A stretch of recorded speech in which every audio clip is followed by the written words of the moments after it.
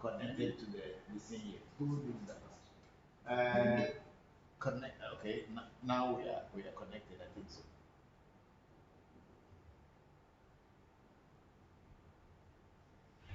It's connected because I hear. So.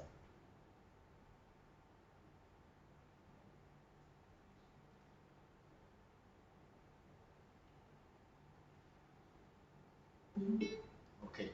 So Shamba, thank you everybody, and thank you very much. I'm going to pray and pour libation, and from here we go on. Thank you very much, everybody. Oh, ago mauga, so what is ago mauga, kitty katamado, ago mauga, ese joto, amejoto, ese no, a set the no, I'm a woman of baby, baby. Ọmọ maybe I'm not going to be away or not going to be a woman of you. We are sending your second political that I said your talk. Migliora che segla a migliora segno a miglior segno migliora che mandou io che me ha furato questo di furato tutti dopo io abraços meus e até por dopo io tanto também vim no rua verso verso kama io mandou e me io mi hanno svolto e ani so kaka chika so bagi andre me ala pa banya kwa me ape ape banya kwa do hono me io ora che lo wenya ani ba manjo flo lo fa plan do do di kala wenya mi ma te kulo ete enda o me io akan be chu kai ma wa kan jo wa kan su wa kan tro wa kan mi wa kan if you okay ma wa kan sa wa kan pe pa me ba na do lo ko fa ma di fi pa so me do me io mi do me io mi khop ba me io mi pa wa me io mi ta kwa me io mi pe mi zango me io mi pe mi io te ma me io na ke wo jo pa ta jo ma ku afoka ma vo lo ma le chi no vo vu do ma be io kokolo ku atole fo fo mo jo be io ye me jo be me to ya mu mo ju to quando quelle venini le prendo tova tu so quel buono per cao to pata be ile afi e jovo va jo ni jo pata o pe fia jo pata tro me beda mo mi fa be ri na pata be no ani afi a jo lo jo pata a te me yo e yo ni a te me yo o a si me bo ju to be de abape lo ki su lo lu ajima ògbójúkúrò lọ́jà lọ́pẹ́ nǹkan valentina family balojo na tofi agosapate meyo atigeri meyo gbọ́dọ̀gbọ́dọ̀ meyo akéńkéńké àlàáfíà èyí meyo amẹ̀gá sísẹ́ gbẹ̀dá pàṣẹsẹ́ sísẹ́ tọ́gbẹ̀dẹ̀ meyo brahimi meyo bọ̀bọ̀tì meyo mbẹ meyo foli kókó máa tó gbẹ̀dẹ̀ gbẹ̀dẹ̀ uche kuma kọ̀ nàdá tọ́gbẹ̀dẹ̀ gbàgbà kútó mẹ́lẹ́ fana mi gbogbogbò lórí mi àná gbogbo mẹ́lẹ́ fana mi. Oyo tɔnyi kɔsi kpɔkpɔ akubi ayo nɔnyi akɔsɔ akɔku fún kɔ keke tasi ni amewo si kusi tàbí kɔsɔ akɔbla mama nyi kpɔ do eba lɔgbɛ nya kó kofi lɔgbɛ nya kó bi ame nsa mama nya doro yɛ fɛ nu ɛfɛ kuno nba fa ha nya kuto wɛ n'ɛfɛ n'anyi gbogbo eye me yɔ kó yɛ si le stage aba akubi Katrina akubi afɔ nya sese kɔdo fún ya ɔbɛ nya akubi a kuto wɛ n'ɛfɛ n'anyi gbogbo na gbogbo n'ɛfɛ n'anyi gbogbo eye me yɔ awu tudi bɔkɔ tudi tɔkɔ tudi me yɔ kinki ha sese kɔ para so ka nana me yɔ me bɔkɔ ada fi soso fa ho agbo bi bɔkɔ afata tɔ bɔkɔ kuto me n'ɛfɛ n'anyi gbogbo ni me na gbogbo n'ɛfɛ n'anyi eye me yɔ ɔnu le ba kpɔ ɔnu le gbe na bɛta tɔbi ama ze me yɔ kuto me n'ɛfɛ n'anyi gbogbo eye me yɔ tɔbi anani tretu le dzita kpohu nɔ me yɔ na kete me yɔ tɔbi Abraham dzi bɛ nu tsame tɔ bɔkɔ because tɔgbe si ma kabi fiatɔ abe nyina si agbɔti me to me nefa ne oyɔ Daniel vie kpɛma ɖe le agbaro le Nigeria la to me nefa na mi lo bonu nefa na eye me yɔ tre viviwo me yɔ brahimi viwo me yɔ gedziviwo me yɔ gbeviwo me yɔ akobia viwo to me nefa na mi gbogbo ɖe ekpo yi dzi me le batsonya viwo nugua viwo teshi viwo gɛviwo to me nefa na mi yana gbogbo nu nefa na mi me yɔ abotsi sakra kama tso apa be ado wo koto koli lɔ kɔ ko ma ko agolo ko to mo le tso fra ndana ne ko ko si kra ko fto ja ba ko tso to kofi ko tso kofi atra me yɔ kable me yɔ tɔgbe aho ba tɔ no ba mo do to ra ko ma sa pa sa di ko no ko to o si no ko to kele kele ku me yɔ me yɔ ame kele ma pe sa ko ti no ko eti alo no ko eti mo bon ko eti tron bon ko eti tibi ta le ka he me de be kele ke de ko he pe sa ni de pe sa agutɔ le pe sa di ta ye de be sa ye ni wo le pe yɔ ra ko Ubuga kai ile tome. Me yo afana go na fa go ma so ko ko pe to so le me ta pa bi me yo ko le ko meji woli meji lo so meji. Woli meji abla meji akla meji buda meji sam ka meji truko meji. Tula meji le te meji che meji fu meji ko che tula meji. Kle ba bi ko ko to na lo wa to na de ni ade mo ko ne di. Olu mi awon ye gbe ana to me na. Ya awon ye gbe ana lu na. E ke ma no fi ako gbe mi awon ko me. E ta mo bo na. Ewuse me la si mi ato anyi ewuse. Na nya kike ni ani bro na me ye ma gbo na no. Na kike ni bro na to me na me ye ma gbo. Ye ni ale gbe ni do lo na nse. Me wo nye ni bo ye ma siku akro da mo da. Sese na church na ja ju mo ye fa fa. Bere. Yo mi akise. Yo me ka ko. Yo me amasi amre do angu na me ka ame ame angu. To re ke gbe ko ra kai. Mo ro bo se.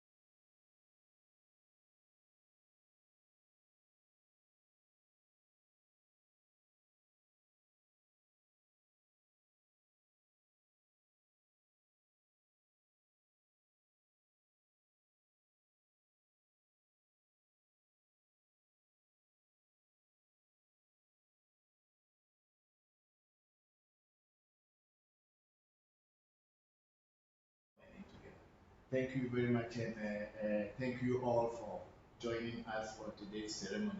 So Dr. Alabi Cosmos is here with me on today's show. Today being the 26th of, is it not 26th?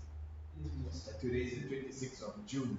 We have only 4 days more to do our mid-year rituals, and he has come with his gifts from the ancestors and everything. I'm very, very grateful for him coming as a brother to come and support me. So thank you all. We are on. Can you put it on? Yes, please. Is it on? Yes, please. Is it showing? Yes, please. Ah, okay. Great.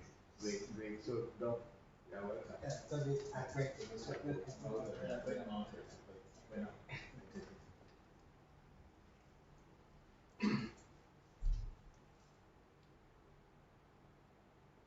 Okay, let me be seeing how. Okay, great. This is a good one. Yes, good. So here we go, and those of our brothers and sisters on the clubhouse, thank you all for joining us. And we are going straight to YouTube first to read your greetings and comments. We have David Love. Is it David? David is saying because this camera, the way it is, I can't see the reading very well. Yeah, much better. David Love and more love from South Carolina. Thank you very much, David, for joining. And then we have Mario Young from India. Say good evening, Daddy, and the AMT family. Greetings from India. Thank you very much, Mario. How are you? Thanks for joining us, and your good friend, Dr. Cosmos is here. So thank you. Ask him questions, ask us questions, and we will all try to answer you. And then we have SB say greetings, Bokor, Christopher, and AMT family. Peace and blessings. Thank you very much. And then we have Tobe Jigbeza So, can say greetings and good day, Bokor, Papa. Thank you very much. Now. Thank you very much. And then we go to Facebook, and we have Jermaine Bello saying hello. Hello, hello, Jermaine Bello. How are you? Thank you very much for joining. And then we have Cherry SK Nkosi Kojo. Okay, I think it's referring to somebody. Then we have Ajite Ajay, Rasta Ras. Thank you very much. We have Marlene Ndua coming wonderful, great well revolution, Voodoo, education. Keep it up. Dalian Adolfo have you seen this? Okay, thank you very much. They are referring to Dalian of Ancestral Voices. Thank you very much, Dalian. I haven't spoken with you for a while, so thank you, and thank you to let me see, Marlene. Thank you very much. And then we have Agbolosu McCaffrey. Say great work done. Thank you very much, McCaffrey. Thank you very much for joining us. And then we have Vivian Baka in the US saying greetings, Papa, and the AMT team. Thank you very much, Vivian, AMT family. How are you, Vivian? Yes, thank you very much for joining us. So here we are with a few greetings from people around the globe, and we are on Zoom. We have Yao Ajaku here. So hello Yao, how are you? Thank you very much for joining us.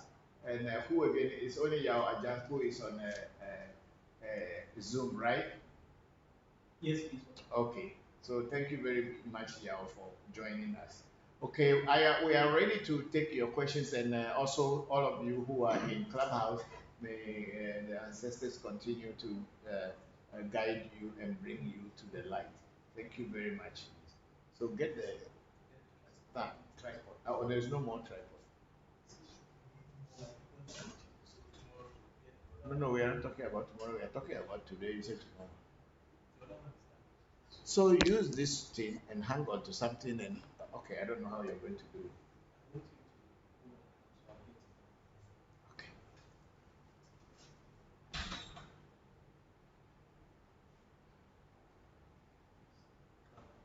Yes, Clubhouse, I have not heard anything from the Shamba.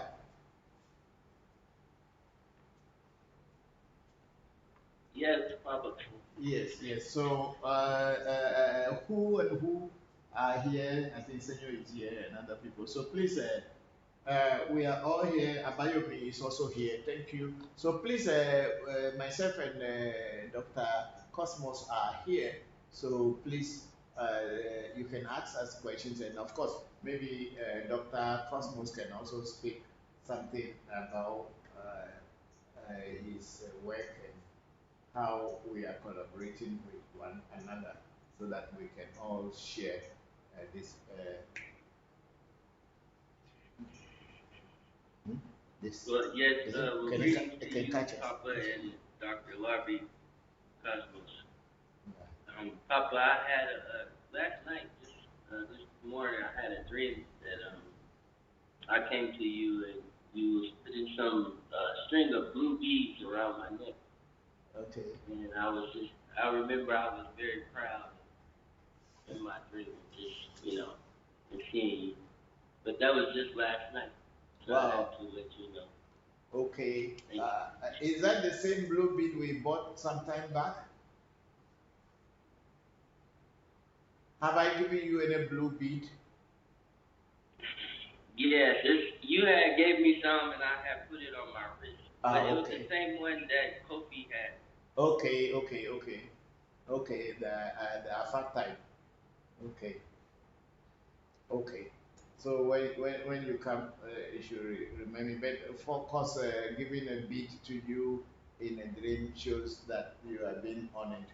So which is a good sign. That's a very good sign. Oh, okay. Thank you, Papa. You're welcome. You're welcome. So Doc. Mr. Bokor, good morning. Hello Zil, how are you? Good morning, yes, I'm Good okay. morning. I'm happy about a guest today. And Uh, I thought about your questions last week. Well, your request was to have us all come back with questions, and I was like, I don't know what questions to ask.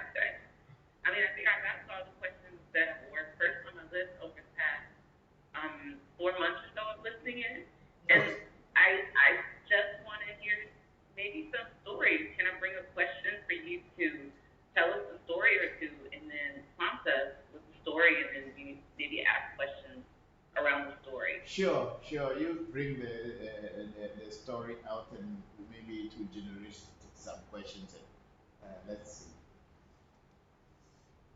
Thank you. You're welcome.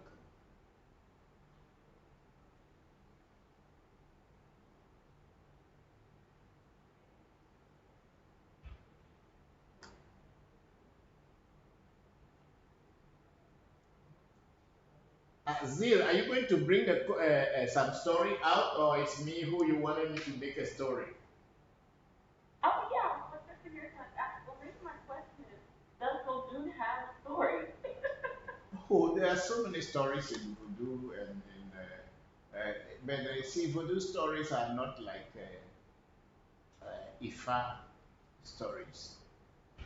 Unlike Ifa or Afa stories that have been written down, voodoo stories are experiences and the experiments of people when they had used that particular voodoo and it worked for them, or whatever happened is what they share. So the stories are more or less as an individual stories as in voodoo. There is no this general stories. People talk individually about their personal experiences.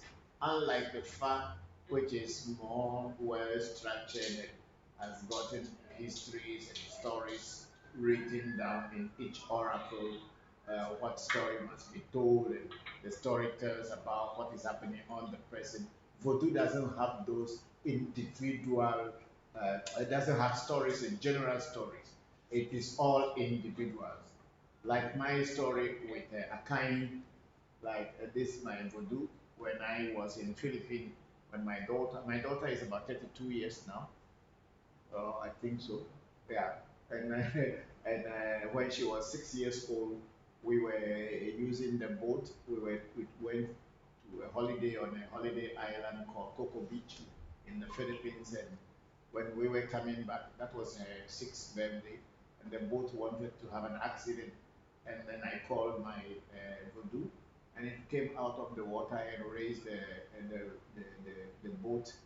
It was an engine boat. We were about 16 to 18 people on board, and it was able to lift the boat up from the sea so that the boat never touched the sea until the storm uh, came a little bit down.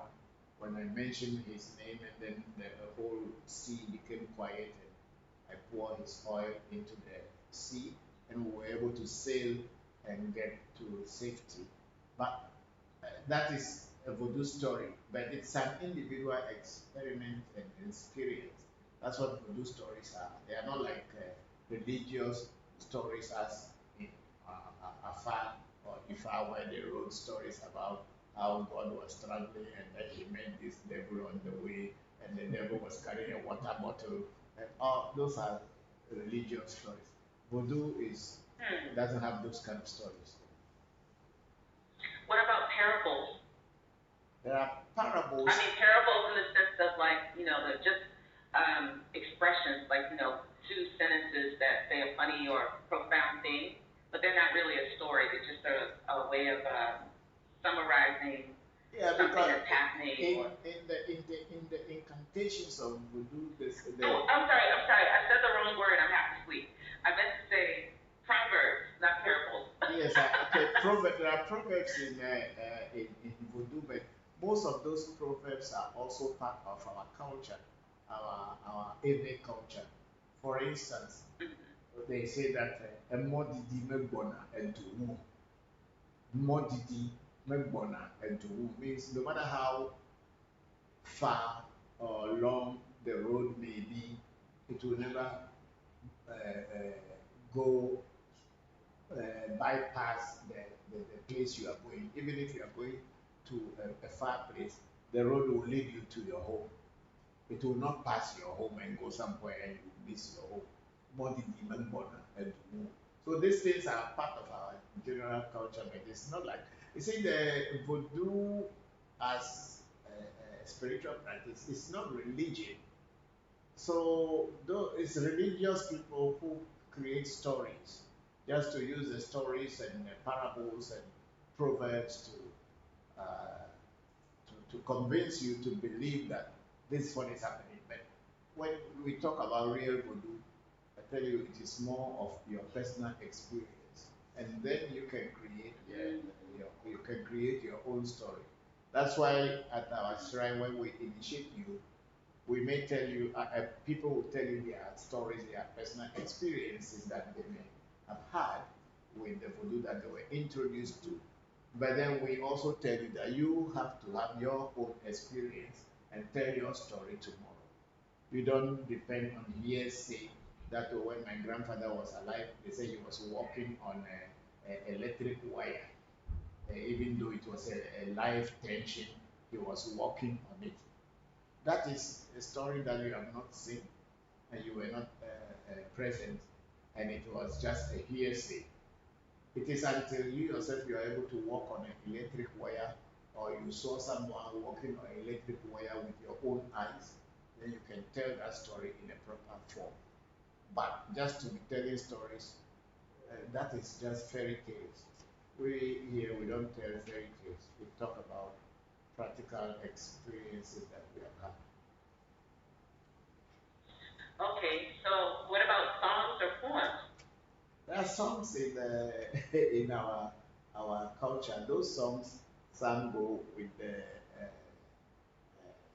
voodoos that are working in the community. So supposing we're talking about the essay as our destiny in voodoo, I think we have been singing the song like menya wana sendo menya wana shumejiji lesebo sronyi lesebo kapopo lesebo menya wana sendo menya. There are so many songs in the culture and it links with our way of life, because that's why I always say that voodoo is not a religion.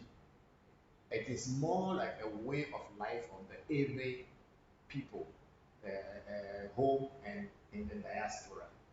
Yeah, it's a way of our life. It's not a religion whereby we will be using religion or religious songs to pray. But we know what it is, because destiny, as you know, for you to be able to be a successful person, it depends on your destiny.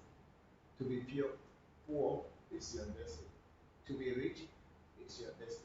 To give birth to good children is your destiny.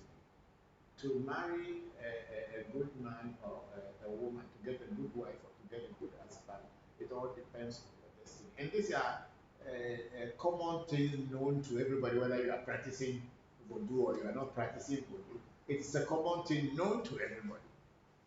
So you know, our voodoo has integrated into our culture and our society in such a way that it becomes a way of life.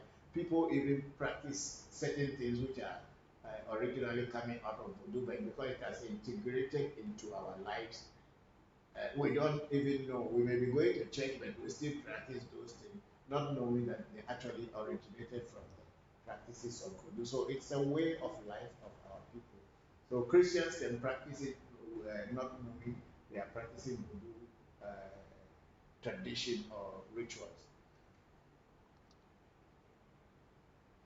Okay. Wow, that was very enlightening. And then I wonder if, when you think about it, not right now, but like, just over time, I'd love to hear more about other culture as well. I mean, how you personally think that something might connect. Because I come here to, excuse me, as an African American, to, yes, learn about what voodoo is, but I just chose one specific spiritual system or practice to focus on because I thought you were cool. And I also think that it's important to look at indigenous sub-Saharan African practices, and the ones that have probably been most denigrated, I probably am most interested in reclaiming something that is probably has some positivity to it that it's just been given a bad name. And I feel that that's the way to most empower or resist and make change to what's happened to Africa over the past 500 years. And hearing about the culture is important too, because, here as an African American, I haven't had an opportunity to learn about a specific culture, really. We just kind of don't learn anything about Africa, or we learn very, very general philosophy things here and there, just like a thing or two. So to hear it connected to us, to hear the culture connected to a spiritual system is very enlightening and something I would love to hear more about too as well. That's all I want to say. Thank you. Okay, thank you, Zil. As we go on, and maybe when it becomes necessary, we'll be chipping in part of the culture, and then how the culture integrated into the spirituality, or spirituality integrated into the culture, the way we live. So you will be picking here and there, but I am not an expert on the culture. I am more into the spirituality, and the Aves as a group of people, we have a very diverse ways, and our dialects are all different. So from one dialect to the other dialect, there are some little differences in our practices and in the culture. I would say, even though we are generally one people, but there are little bit of differences as you move from one Ave dialect group to another. Thank you. Thank you too, Zil. Very grateful. Yeah, Doc, we are here. So please, you can talk. I think we have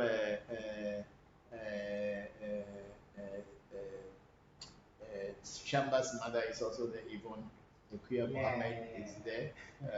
Your very good client. Sure. Yeah, greetings, Yvonne. Greetings, and then also greetings to Chamba, Mario, and then all all other participants in this program. Thank you. As you know, my name is Dr. Cosmos Lavi, and a student of nature, also a humble student, learning from our father here. I've been wanting to come on his set or to pay him a visit all this while, but I think today is the day that the ancestors have really blessed us with. They are making the way. I came, my brother and my sisters, I'm overfed. They prepared some sumptuous food for me. I ate and I'm really dozing off. But because of you, I have to sit down with them and enjoy the program. So I'm all here. You've said it all. Topic. Today, like I said, I'm honored to be part of this program. To share maybe one or two things that I also know concerning our brothers and sisters that are far away. One of the students or viewers were asking a lot of questions about the culture, the language, and all those things. All those things make us to become who we are. Like you said, our system of worship, our system of practicing. Our forefathers, they did not documented it. African spirituality is not a talking religion. It's a practical stuff. It's a way of life. It doesn't base on anybody's philosophy, dogma, everything, or whatsoever written in a book. That if you don't follow that book, then you don't become a candidate or a qualified candidate to go to wherever they say we are going. No, our thing, our worship is a way of life. We believe that God is in everything, the Creator creates everything. If God creates me, then I'm the Son of God. So the Son of God is God. And to realize all those things, and a Son of God has a specific language. A Son of God, or in the universe, or our Voodoo system doesn't speak P. They don't speak Ewe. They don't speak English. They speak through frequency. They speak through symbols. They speak through signs. So it behoves on us to delve deep into all those things to really recreate what is happening in Egypt now. They've not written anything, they've not recorded anything in Ewe. in English or in Greek over there. They've written everything on the stones with signs, with symbols. So that is how our way of practice is. That is how these are the medium in which we use to connect to the divine being, to connect to the Creator.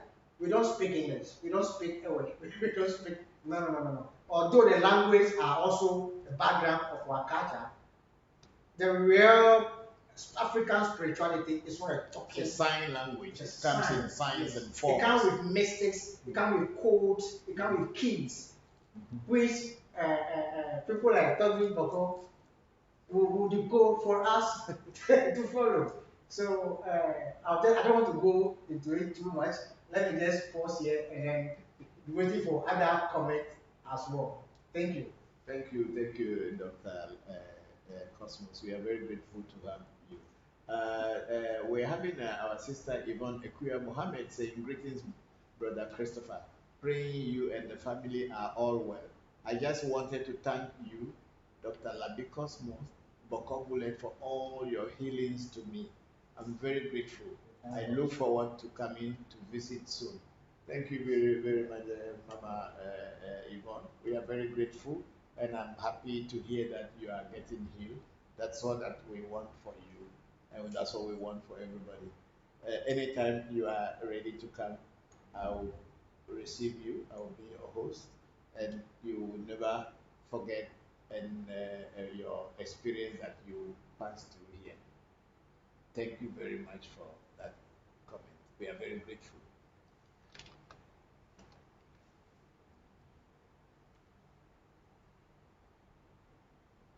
Papa, Yes, Shamba. I have a question. Could you give us some information on Roko tree, or I think in Ewe is logo? Yes, No, yes. but Yes, the Iroko, as it is the Yoruba word, Nigerian Yoruba word for it is called Iroko. And I think that's how it's called in English too, the Iroko. But our people have adulterated that name into logo. So the Ewe is called logo. Logo T means the logo tree. A T means tree in Ewe. So logo T means the logo tree. It's a very mysterious tree as far as in Ewe traditional spirituality. I don't even know its uses very much. I have some idea that when you use the sap that comes out of the local is very useful for certain spiritual portions. And then there is a stone that is usually formed in the heart of the tree when they cut the tree down and they split it. There's a very hard stone inside, it's a logo, pe, which is also very useful for some spirituality. And then the seeds, called logo ku, also is used for other things, but generally I just know that it's a very powerful tree. And there is a saying in one of the Afar Odu that say a living logo is a Voodoo. Logo bagbe Voodoo, logo kukuha Voodoo. So a living logo is a voodoo on its own. Even if it is cut and it's dead too, it's still a voodoo. So this shows that the logo or the Iroko tree is very, very, very powerful. So Shamba, that's how far I know, but we use it in one or two things whenever it becomes necessary. They'll tell you to look for logo, and then we actually put it into the voodoo when it becomes necessary. So maybe when you come, I'll take you to the village, and then you will see the tree itself, and then know what they are calling a logo, and you will see how people revere it.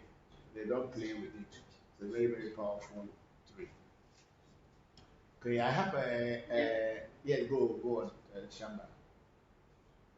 Yeah, Papa, I remember the last time I was there when we went to visit Bokor Bullet. Yes, yes, yes. You saw it. You saw the tree. Yes. That's Yeah, yes, yeah, that's it. Yes, yes. We went to that White Power's house. Yes. yeah, yeah. Yeah, that's it. That's it. Yes. Yes, you are right. You're right. But Papa, now I have a drum made from that wood. Wow. Now then that your Yeah. drum is going to be a voodoo. The drums are already good. Ah, because they say even if the dead tree is a voodoo on its own, even the living one is a voodoo, and you have a drum made out of that. When you are coming, bring me. Let us do the necessary rituals, fortify it for you wherever you play it. Even the trees will be dancing. That is it. Thank you, Papa. You're welcome. Thank you, Shamba. Thank you very much. No, our people, because they understood nature, they know how to do things. Like constructing a drum out of logo or iroko must be something very serious. It should be, if the proper rituals are done, that drum should be able to call spirits from everywhere and be able to attract energies from any sphere. I believe very strongly in Can I come in? that. Yes, coming. Brother Shamba, yeah, just like the way Toby said, uh, most of the trees are mystical trees. Some respond to mystical ways, some respond to psychic ways, some are magical on their own. For example, the logo that I'm talking about, there's an appellation for it in a way that I'm still doing research into it. That says logo azago, logo to adadomo. It's like the day some of these trees when you don't perform the necessary right, and you want to cut them down. You cut them and then see blood coming out.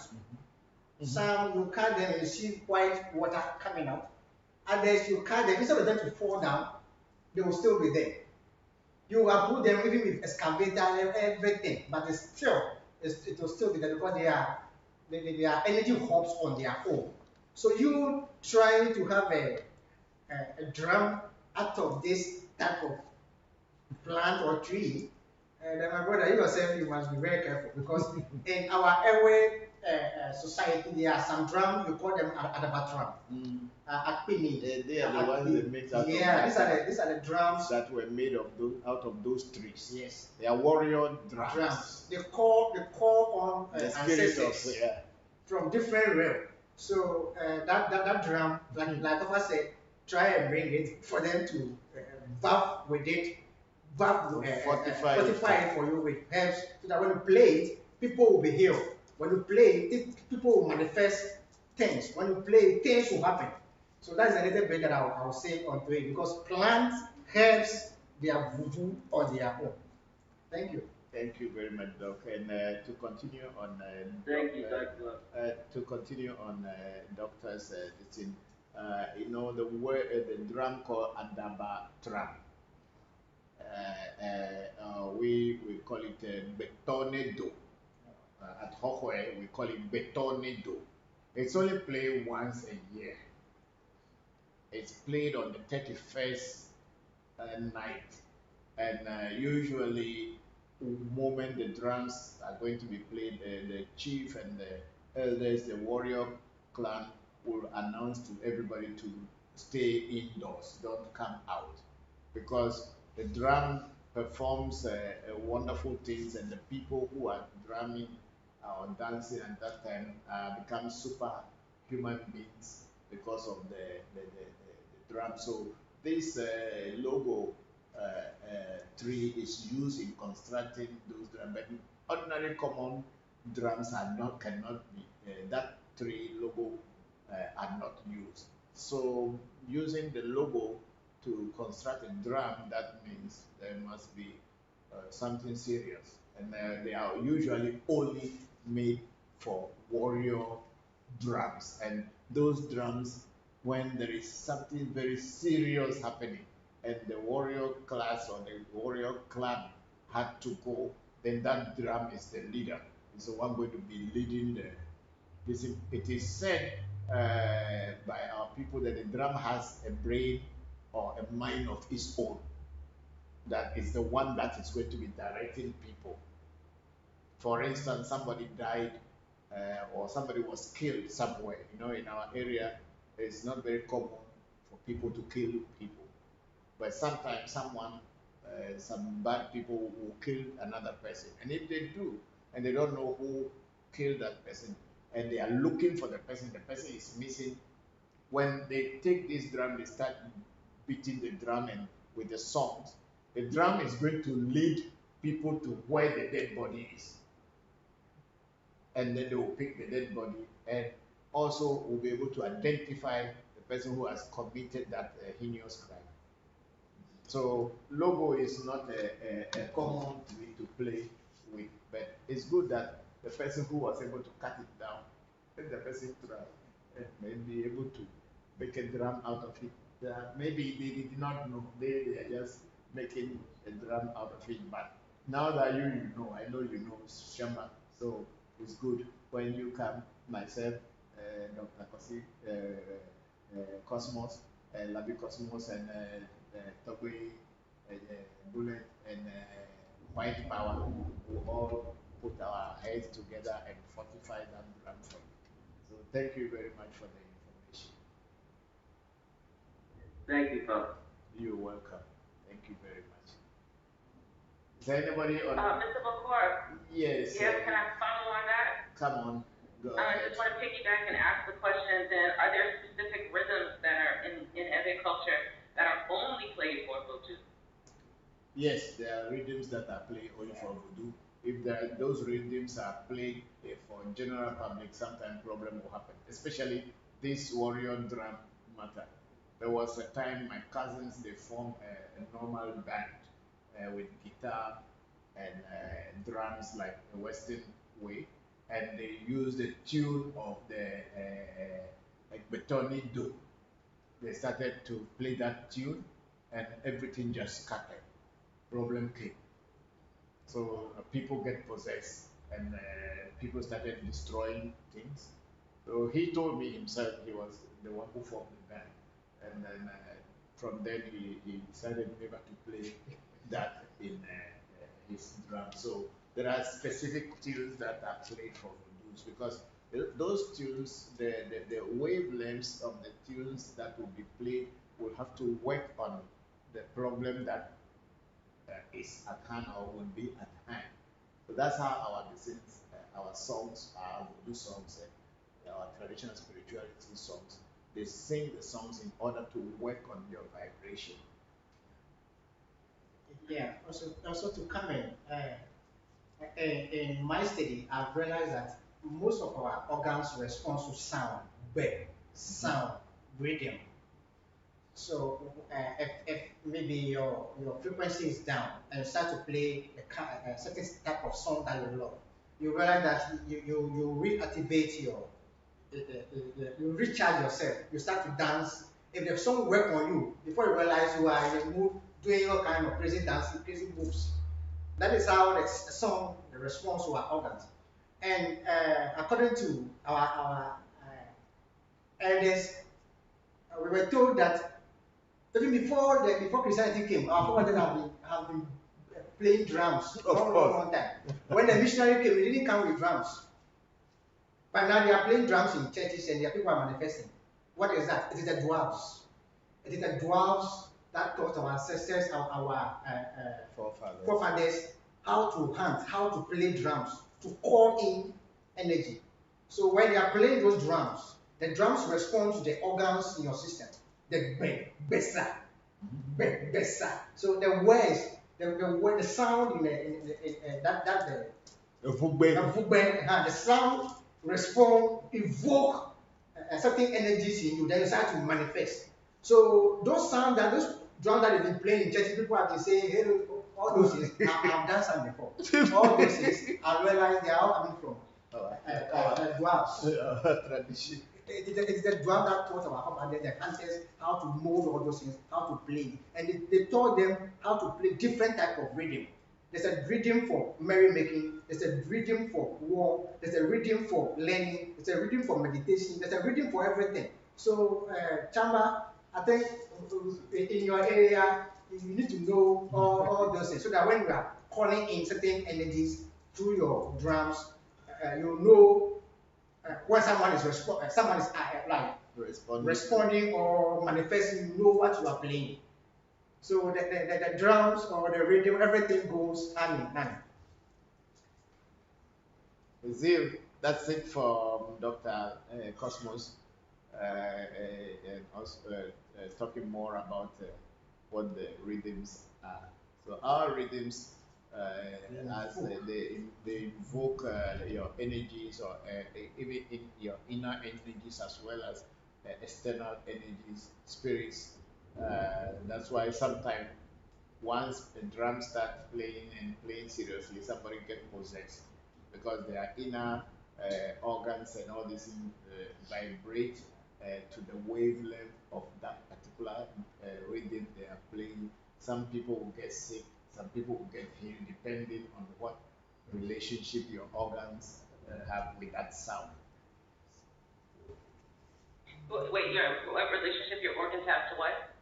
The sound that is being played, the egbe, egbe. Oh, the sound. Yes, Okay. yes. Yeah, thank you for that. That was deep. You're welcome, thank you. Okay, we have Tobe Jibeza Sesoka saying greetings and good day, Papa Bokor and Uledo. Greetings to your guests as well. I hope you both were well today. Yes, we are both well. Uh, we are fine, and hope you are also very well. Then we have Barbara Paddy. Good afternoon, Papa. Greetings from Rome. Thank you very much, Barbara. How are you? Thank you very much for joining the section today. And we have Mario Young. Welcome to the section, Dr. Cosmos. I'm glad to see both the grandmasters gracing the section today. We are going to learn a lot today. Ashe, thank you very much, Mario. We are very grateful that you are all enjoying the program. Thank you very much. And let's go to Facebook and see if we have anybody there. Okay, we have again our sister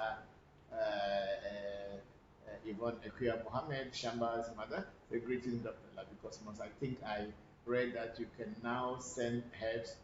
If so, that is great. I am looking forward to getting more herbs from you. Thank you, thank you. It's a thank you, so that's great. Thank you. If we can now send herbs, I can send some to some of the people who attend because before it's very difficult to send, but if it is okay now, then it's good. If you find the source. Yeah, we pass through the plant quarantine to register it. Okay. And all those things, and make it easier. Oh, good, good. So once you have, they give you the permit from the quarantine. Your company has that. Well, because maybe I'm into help, so That's what I'm saying. But for them, for you to send a well packaged or well scientific herbs or outside, plant outside, you must pass through them. Okay. And the process is not difficult. All that they need is the scientific name, the local name, and then maybe the grams. Okay. Blah blah blah blah. Okay. That's We all. will see. We'll be following you small. No problem. Thank you, thank you, thank you. And do we have anybody on Zoom? No, or we don't have. We only have that. Nuku Ameibo. Hello, Nuku. Hello. Yes, yes. Good afternoon, Nuku. How are you? I'm fine. Okay, go ahead. Okay, thank you. I wanted to ask Dr. Labi if how he uses his medical practice, like you can tell us how to become better his practice. But I'm thinking that I don't know that it makes it effective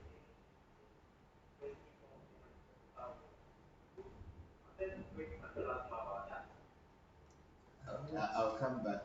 Say, so Nuku is asking that he wanted to ask Dr.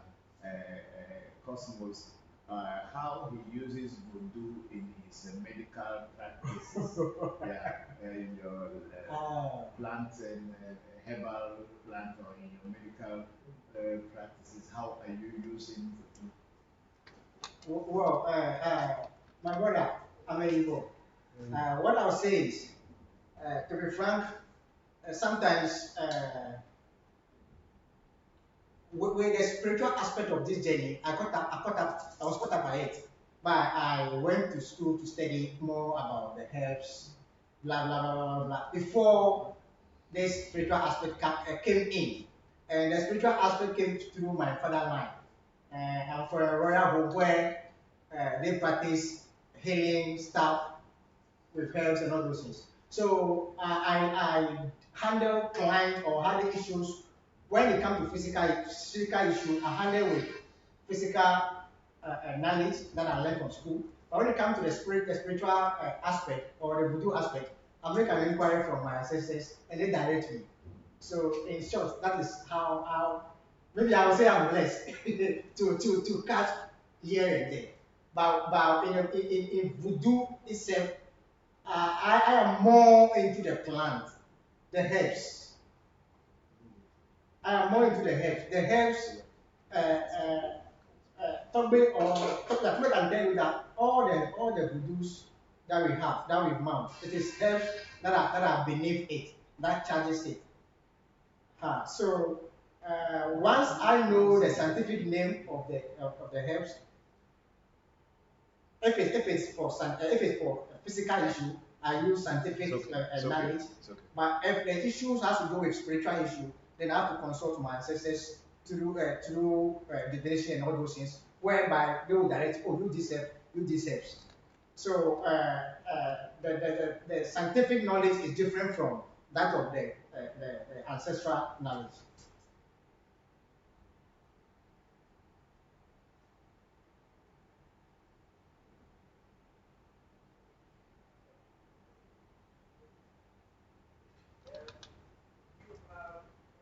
Try to tell us a little about the spiritual use, anything like that.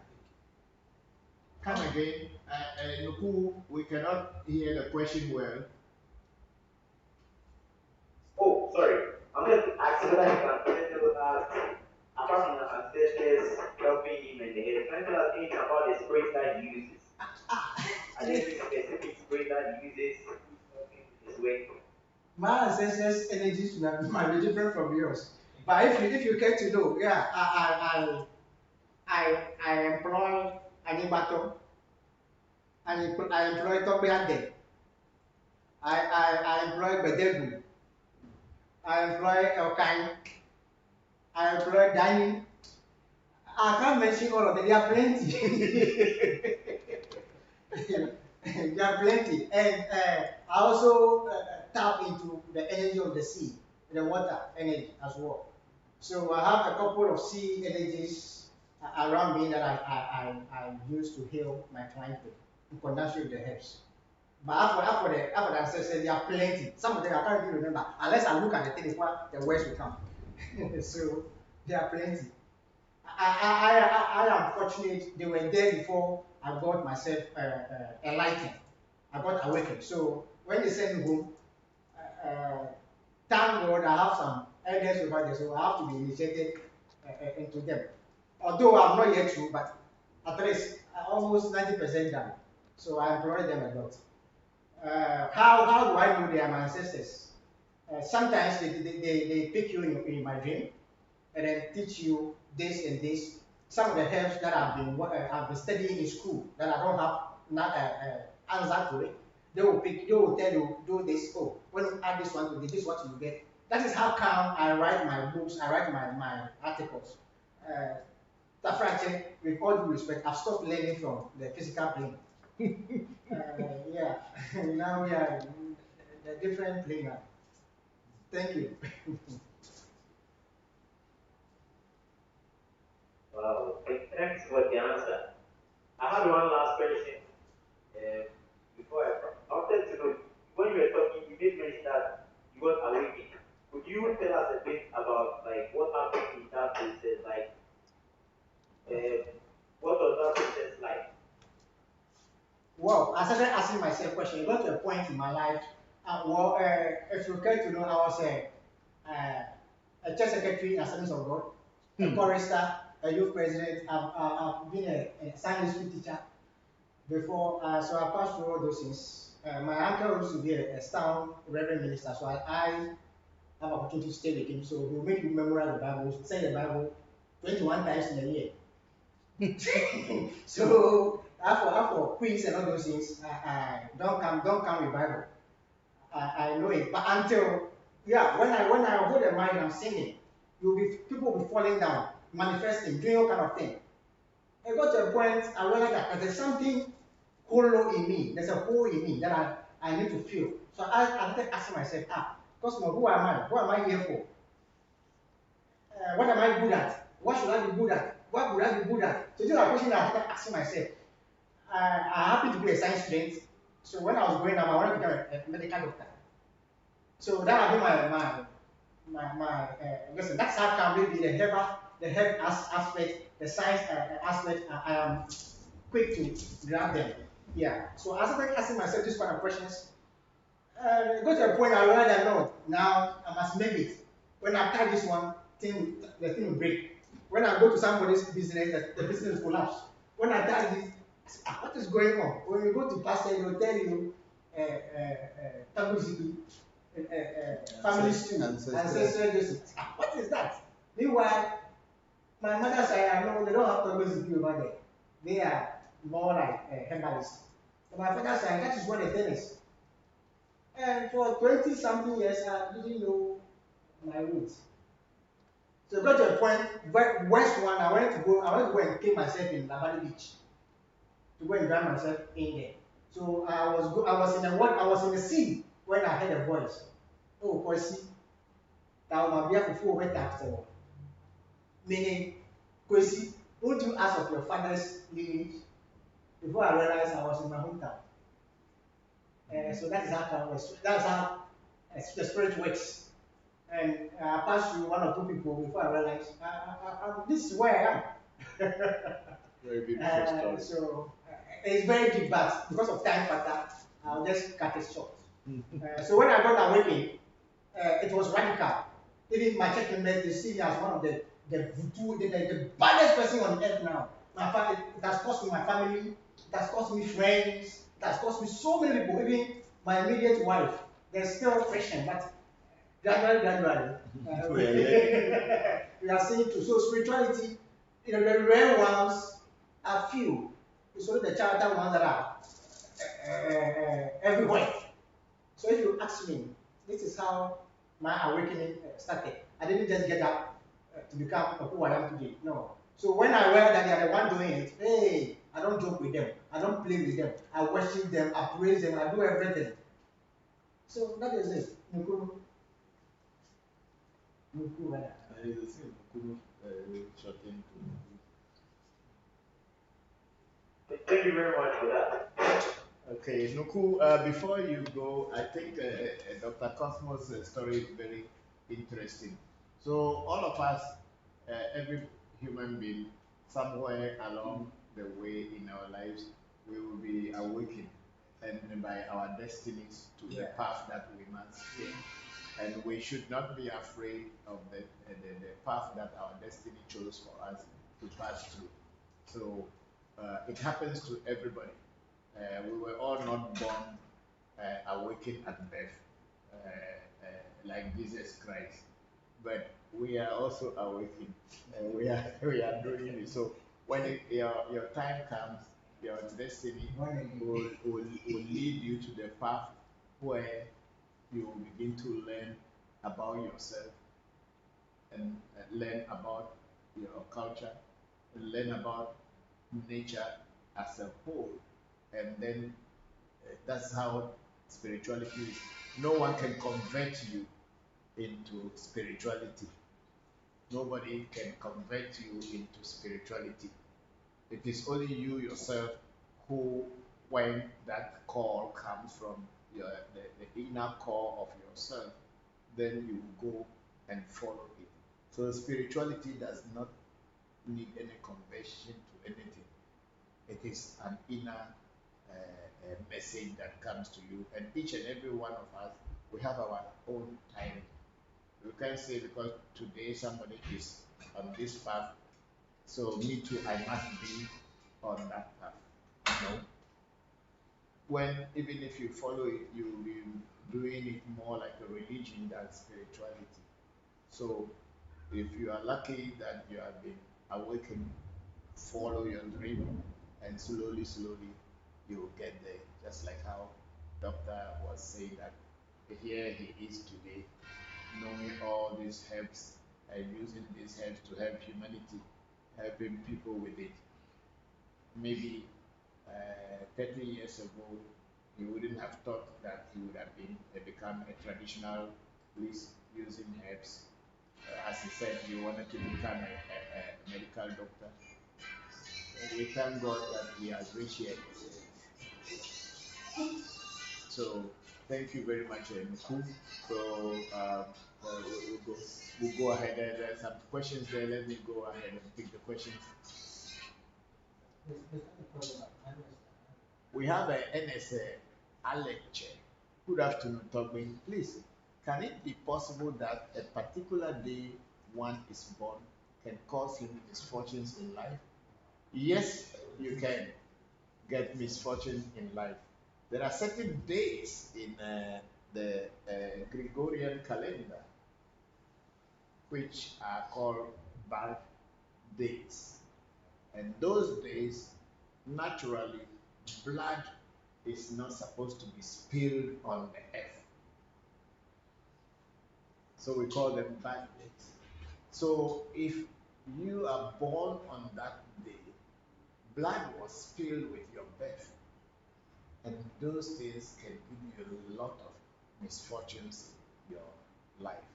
But the earlier you know about it, the better you can work on changing this. There are certain days we say that we don't do rituals. We can do reading for you, we can do consultation and everything, but we will not do any ritual because we wouldn't want to kill any animal whereby spilling their blood on earth, because those days are called bad days. And if we should spill animal blood or any blood for that matter that day, things will not go in the direction that we would want them to go. So yes, there are certain days that when you are born, it brings misfortunes to you. It's not like the day, like Monday, Tuesday, Wednesday, Friday. No, it's a date. That date can fall on any day. So those are the things we work against. We try to avoid the dates. They fall in certain days in the month, but they are not the same day every year. It changes. The days may change, but the dates remain the same. So NS Alache, thank you very much for that question. And then NS went on to say, I think I have a similar life story with Dr. Cosmos. Okay, great. You people have to really follow your dream, follow your destiny, and let your destiny express itself in you and let humanity benefit from it.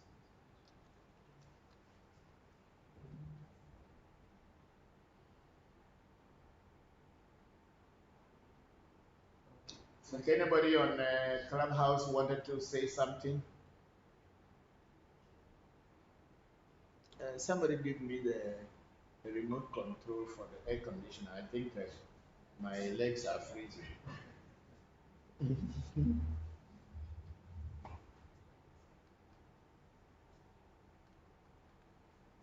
What did you put?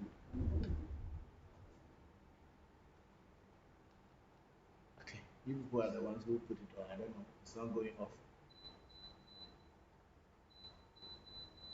No, I'm freezing and you are now coming. Eh? Ah, the thing is there. I'm freezing now. You are. No, no, no. It's okay. Don't bring it to 30. No, not that I want to be. Just bring it down, but can turn it off even for. Bring it down first.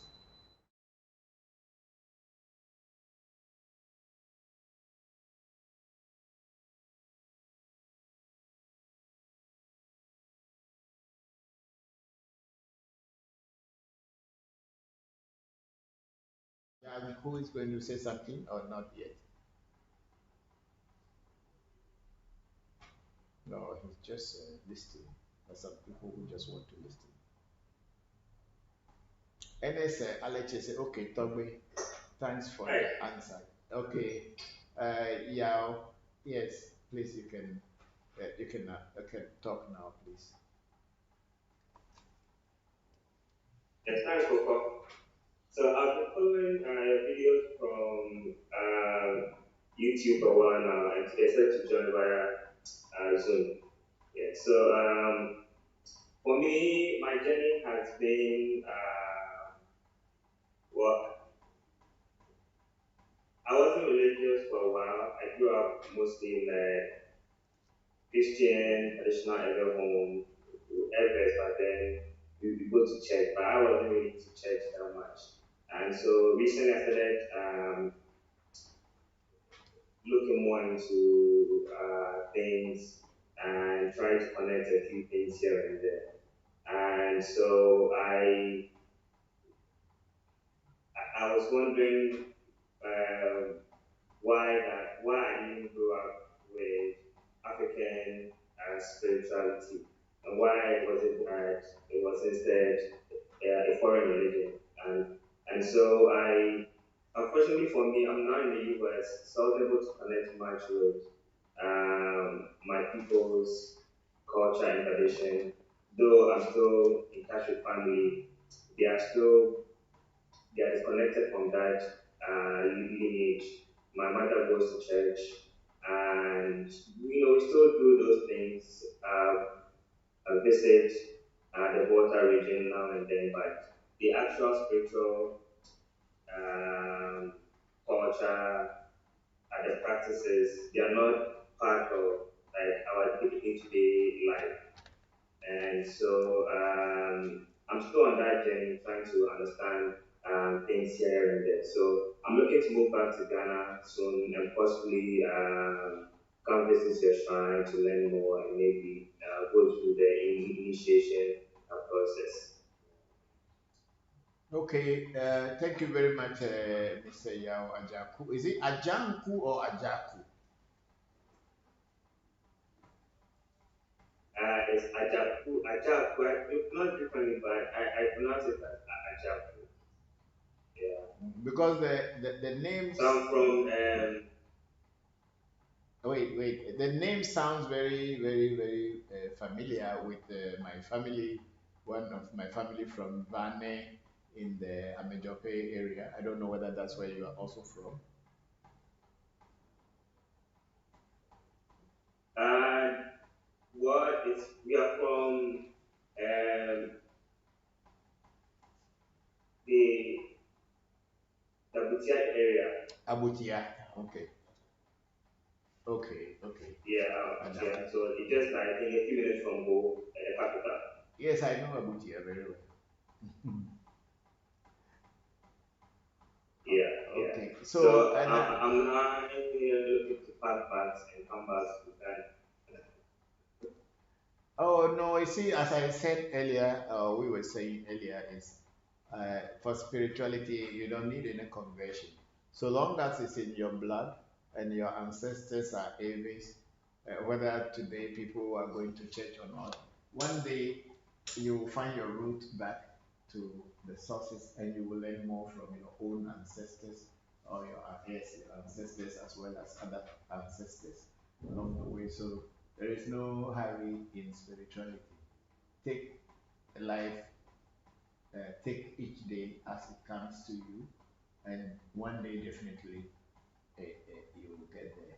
Whether you were raised as a Christian or not as a Christian, it does not really matter because God is not a Christian and God is not a Muslim.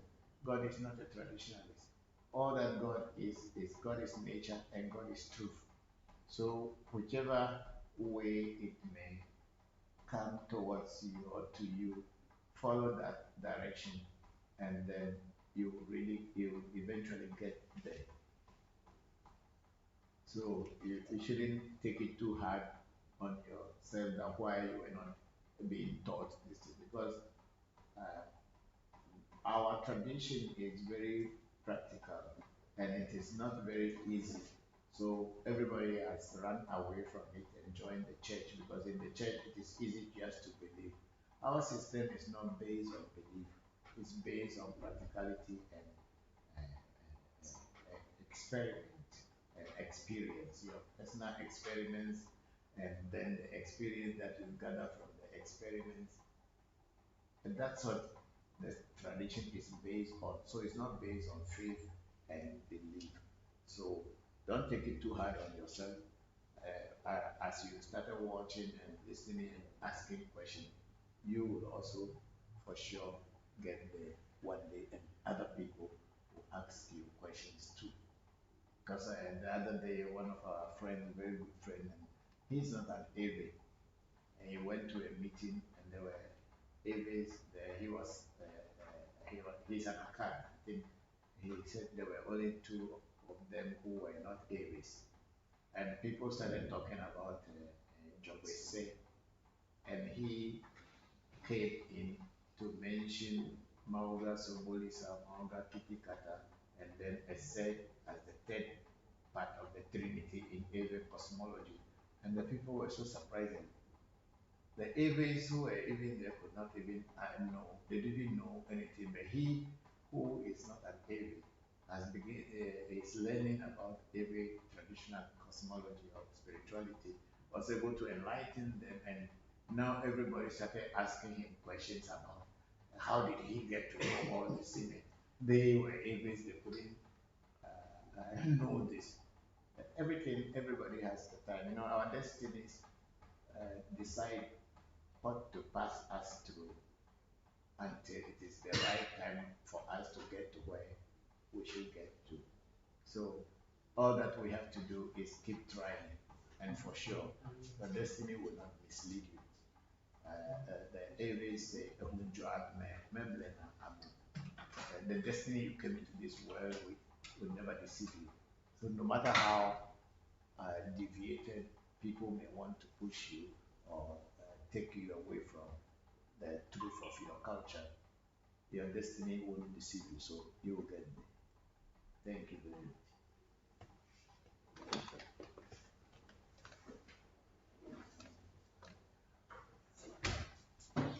Thank you, Papa. You're welcome. Thank you. Donc, attends qu'on va répondre.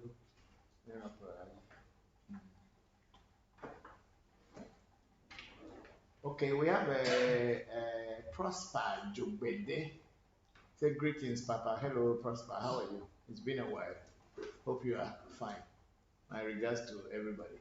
And then we have Desmond A. Smigel. Papa, good day. Hello, Desmond. Good day to you too. How are you? Thank you very much for joining the section. Mhm.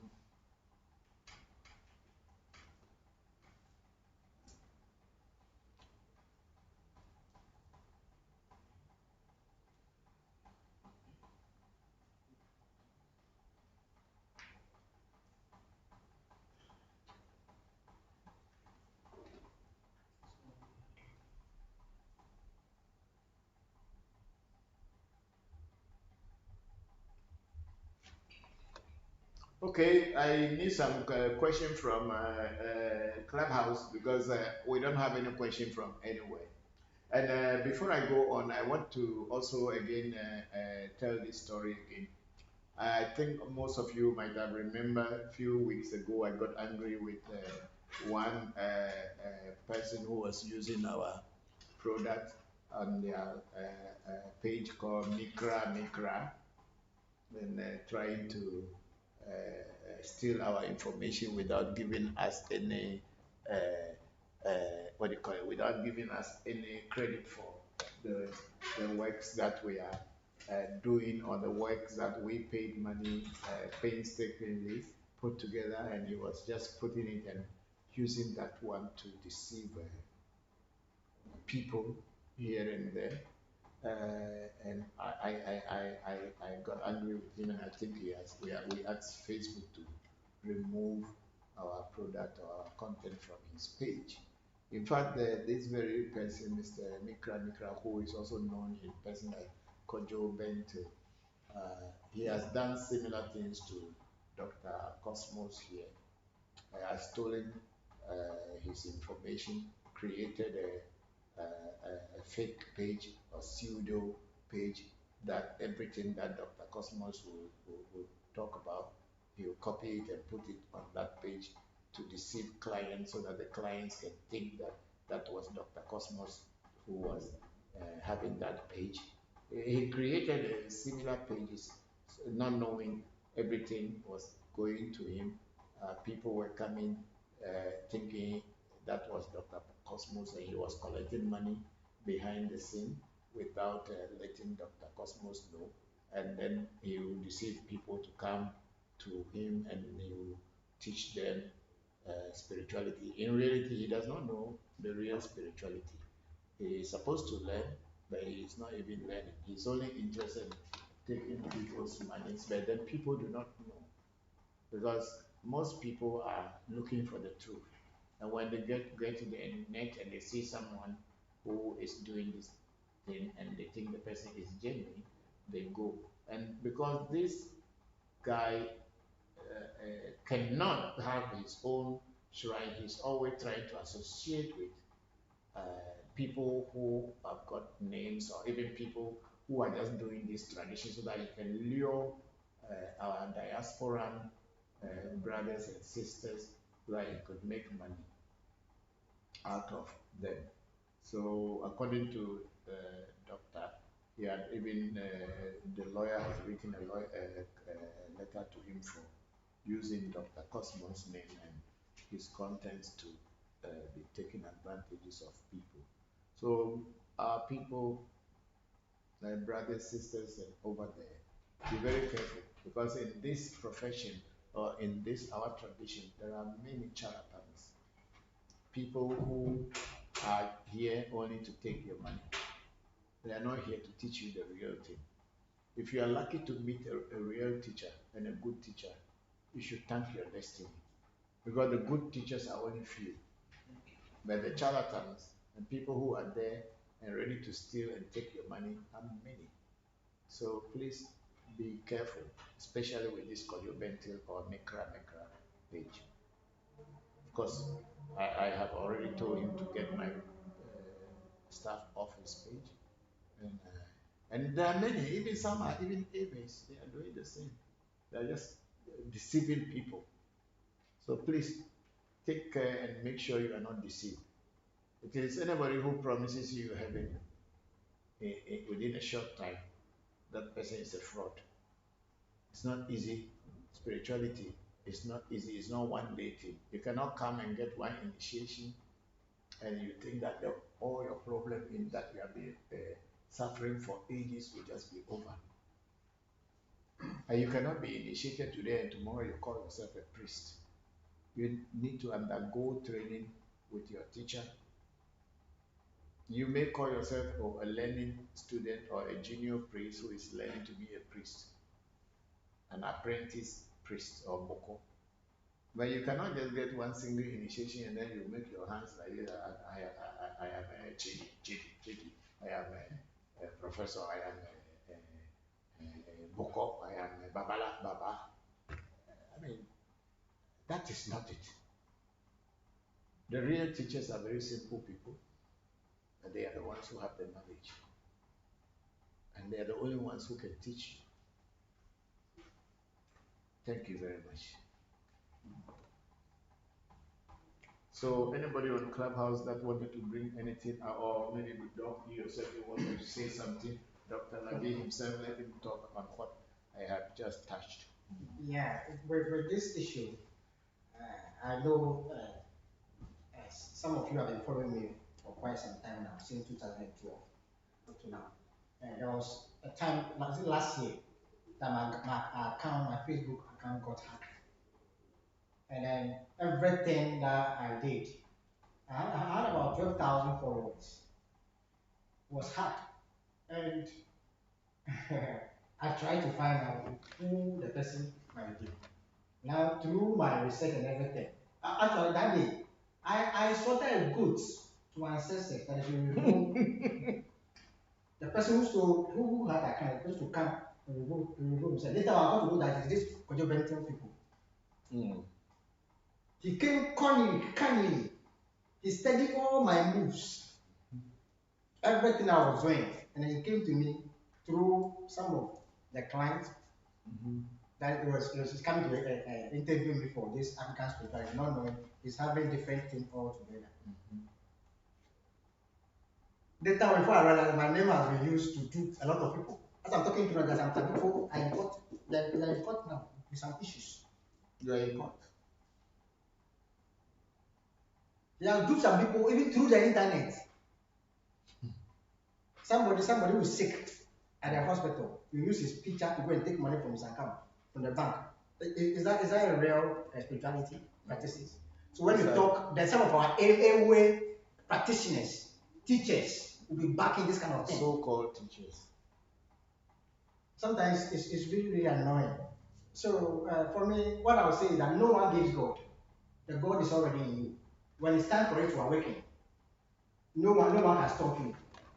But those who say, "Oh, now I'm from," or we are all from Christian-based, Christian grammar, but we should do it well. We shouldn't use this medium to be cheating people, to be stealing people.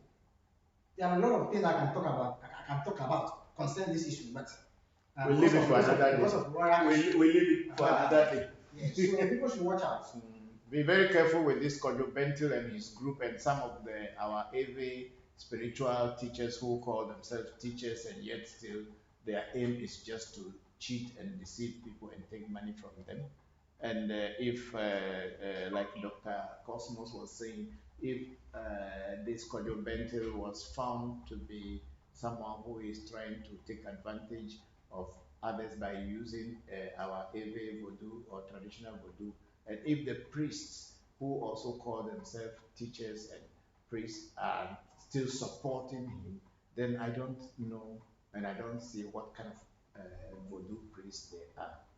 Voodoo is not supposed to be used to cheat people, or maybe we don't know how to use it well. But in our own way, we know that our fathers didn't teach us to use it to take advantage of others. And we wouldn't use it, and we will not teach our children to use it to take advantage of others.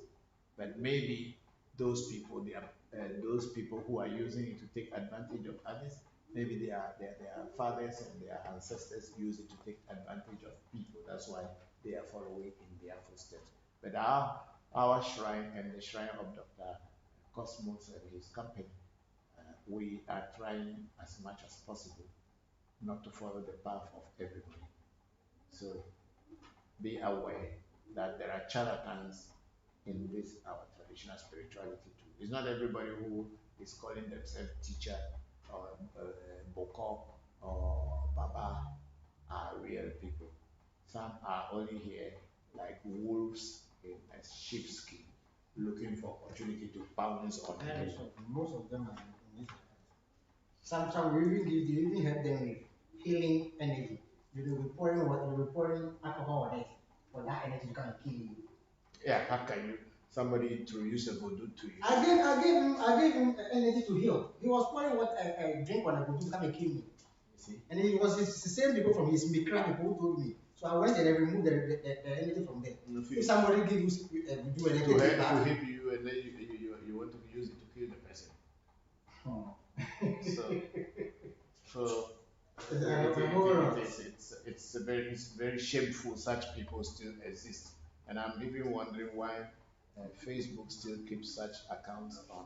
But then I am not the one in charge of Facebook. Those people who are of us who are saying the truth, Facebook block us from even looking at our own pages, and people who are duping and cheating people, they can keep them on. I don't know what kind of administration is that.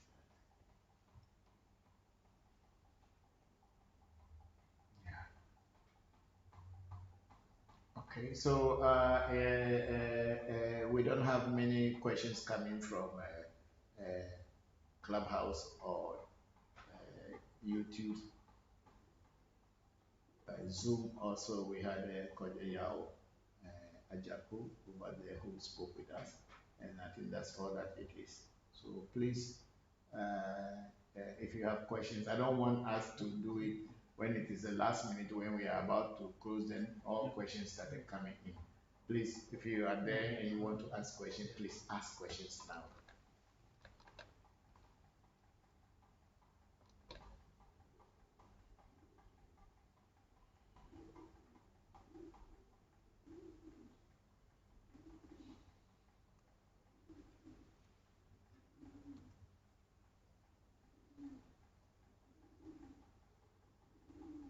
I think you don't have any decent there. Okay, so I think all of them have been answered. Everything has been used. Yes, yes. Let me see the time. Maybe we don't have too many people today. We are only 4:14.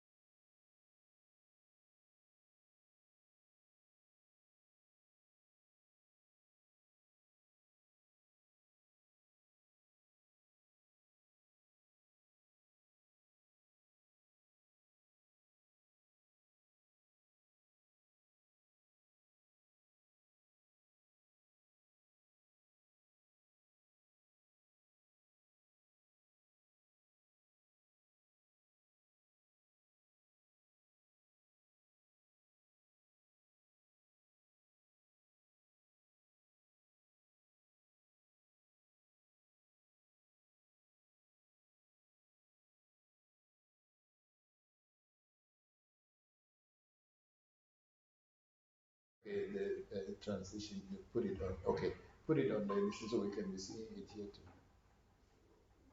Yes, go ahead, Don. My question has to do with animal sacrifice.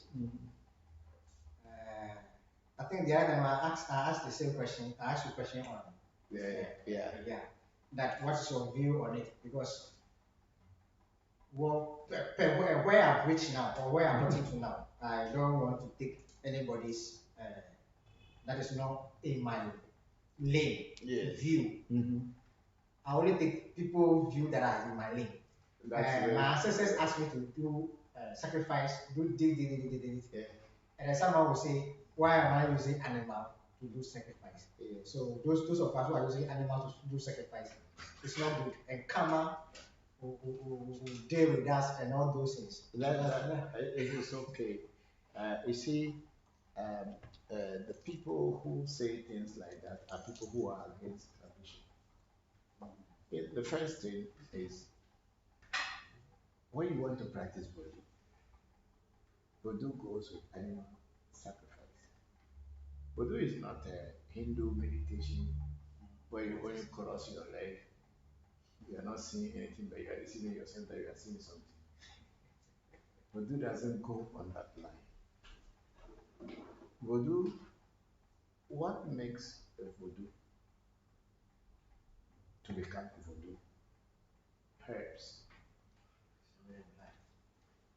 Herbs and blood.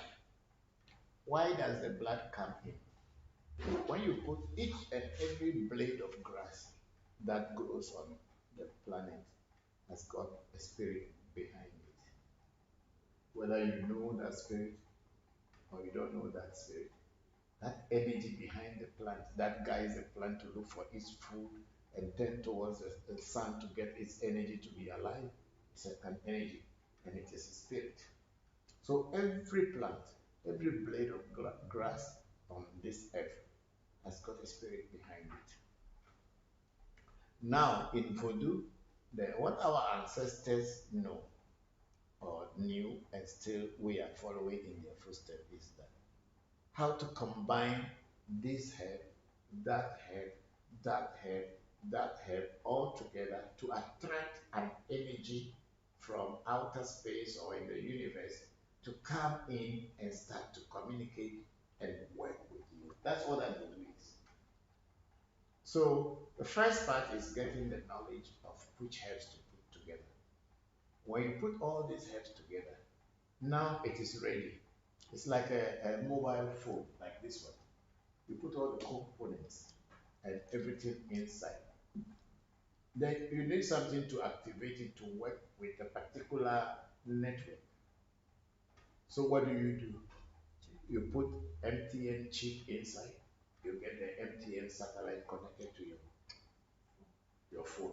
If you put Vodafone chip inside, you get a Vodafone a satellite connected to your phone as the host. Then other network can pass through that Vodafone and get to you, or pass through that MTN network and get to you, or Airtel, or whichever phone system you are using in the world. So when the voodoo is all put together, now to be able to put that network and get that spirit into it, when you kill an animal, the life force that comes with the blood is now captured by this particular herbal whatever you put, and then it is activated. The blood becomes the catalyst, as in science, to activate the voodoo to start working. So without blood sacrifices in voodoo, then you don't have voodoo. There are only few voodoos or few spirits that do not eat blood. But even those, when you are doing blood, you must use it to circle them. Even you may not kill it directly on them, you may use it to circle them, because when you kill the animal, the life force that voodoo will be able to take it to start to work. So those who say that if you are doing voodoo, you should not listen. They should go and tell the animal farmers, people who are poultry and cattle farmers, what do you call it? Butchers. No, the butchers. Butchers, they are just doing business. I'm talking about people who have ranches, cattle ranches, and selling cattle and giving to the butchery to kill. And then the people who are doing just any animal that people are, big farms are being made for animals to eat. So such people who are saying that because you are killing one single chicken or one single goat, so karma will deal with. They should go and tell people who are making the farm that karma will deal with them. But at the end of the day, people are selling animals in thousands. All this meat that is being imported from Brazil, from Europe, from China, are they not? Is it not? Are they not killed before coming here? Just because they were not offered to voodoo, so it is okay. Such people should stop going to Kentucky Fried Chicken. They should stop eating hamburgers. They even should stop eating vegetable, because plants also have life. And such people should even stop eating plants. And they should even close their nose, so they should not breathe, because there are certain organisms that when we breathe, we breathe in and they die. And such people should stop driving in a car, because when the car moves on, you are moving, you kill so many ants and many other animals and organisms that you are destroying. See, it's sometimes stupidity when you don't know where you are going. You just hang on to anything and say anything. It's really a stupidity. In African traditional spirituality, we eat meat, we use blood. Those who are following Jesus Christ and talking about the blood of Jesus, right? They're talking about blood of Jesus. Why they didn't say water of Jesus? They're talking about blood. So you know that the importance of blood in spirituality. The notion and the belief that Jesus is the Son of God, that's why his blood is more pure and holy. It's just a crazy people's idea. How many Africans have used the blood of Jesus and get anywhere if they don't use it to cheat each other? Then these pastors are only taking advantage of the poor people. How many Africans who are poor and they say, oh, in the name of Jesus, and then with Jesus' blood, and it's coming? Is it not the same witchcraft they will go and get before they make church? Is it not the witchcraft that they go and get from people and becoming to make churches?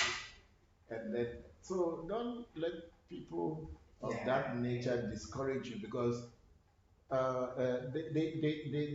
are, so as long as they are walking on the street, they are killing certain things. And they also have blood. Yeah, even if it does not show the blood of red blood. Even if you kill an ant also has the right to exist here. Yes. If you are using mosquito spray to kill mosquitoes, they also have right to exist here. But when we look at all the religions, they always use blood. Yes, but you see, it is also because the people who are against African traditional spirituality are the ones who come from this background. To say, because you are using animal blood, come on. What about the number of people who were being killed in Iraq, Syria, in Palestine, in Israel, and African countries who are being bombed by bombs that are made in Western countries? Are there people not dying, losing innocent lives? They come out, will not, you not go and tell your presidents to stop making bombs.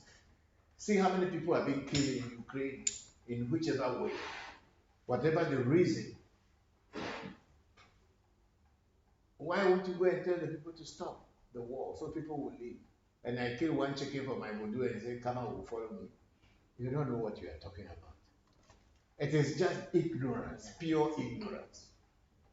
People who are deceiving themselves that they are doing spirituality and yet say they don't know what they are really doing are the people who do so. When you go to Jewish Yom Kippur, are they not using chicken and then killing it? How many of these people go and tell the Jews that don't kill chicken? I'm not talking about Abraham time, today. When Muslims do their festivals, don't they kill rams and chickens and other goats and everything? How many times did anybody go and tell them that they are stealing animal blood? Or just because the blood, instead of me digging a hole and pouring it, but I pour it on my voodoo, that's what makes the difference? You know, if you are stupid, you are stupid. No, true. If you are stupid, you are stupid. But you yourself sometimes, you don't know you are stupid. Then you ask, then you say such things. And then you just want to intimidate people. But you are intimidating yourself because you are stupid. People who say such things are stupid. So don't mind them. You go to the supermarket and you go and buy beef and come and cook in your house. You don't know that the cow was killed. Put the air conditioner on. You forgot that the cow was also killed before the meat got to the counter. You buy fish. You don't know fish also they are living things inside water. Like I say, maybe it's from one thing that I've also realized is that spirituality, they say spirituality without rituals is false. It doesn't work. So spirit and rituals. Yeah, by all means. And then in rituals, in every practices, blood is part of our animal sacrifice are part of our rituals. Without that, the gods will not take. They will even tell you, I need this, use this one. If they say black sheep and you go and use red one, they will not take it. So they will really be specific. So if I am using it to feed my ancestors or my gods, and you are somewhere saying is this, then like you said, then the person is purely sheer ignorance, stupid, that doesn't know what they are doing. Yeah. Because the point is that myself and you, our gods are not the same. Yeah. You want to go to heaven. I want to go to my ancestors. You want to go and walk on golden streets and drink from river that is flowing you with honey and milk. Me, I don't want. I want to eat goat soup. Eh? I want to eat goat light soup. I don't want to drink any honey and milk in any golden street. So why should you say that I should not be alive just because you want to go to a golden street? Go. When the time comes, go all meet. Ah, leave them. Leave them. Leave them. Ah, you want to drink a goat meat light soup and you say I should wait for honey and milk. For what? Leave people with ignorance who don't know what spirituality. Real spirituality is very real. It is not a joke. It's not a playing time. It's not like crossing your legs and lighting candle down and say you are calling God. If God is real, you don't need to do so many things. Just talk one or two things and you will hear God talk. Look, there are so many things that people are so ignorant about, and yet still they want to keep controlling you. You know, this our African traditional spirituality has created a lot of controversy from ever since the white man stepped on African soil. They tried to deceive our ancestors, to live it, because they saw how real this was. It's not a trick. It was so real that someone who doesn't even know you, you can call thunder in heaven, if there is heaven, or in the sky. You tell thunder, go to Kofi Kuma's house and go and spoil there. And thunder will listen to you who is living in Accra, and thunder will travel from sky and go straight. And Kofi Kuma's house, there's Kofi Kuma near, there's Kwame Kuma near. You will not touch them. And you will come to Kofi Kuma, bang! Hey, this is too real. And you don't have any wire, you don't have any telephone, you are calling God or calling thunder. You just put 1 2 1 2 together and that's it is too real. So for that reason, they have to tell you it could only be a devil who will be doing that. God cannot do this. If God, who is so powerful, cannot do this, then what can God do? Right? If God, who is so powerful, you cannot use his words and prayer to direct thunder or rain or even wild animal, or even you call a snake from the bush to come to somebody's house and bite and go back. If God that is powerful, you cannot use it, then what is God for? What kind of use is God for? And if they say only the devil can do it, then the devil is the God. Yes, at the end of the day, then the devil is powerful than God. Then God does not need to be in our life. But unfortunately, there is no devil, there is only God. And if you know how to use God, you will use it in a way to benefit practically.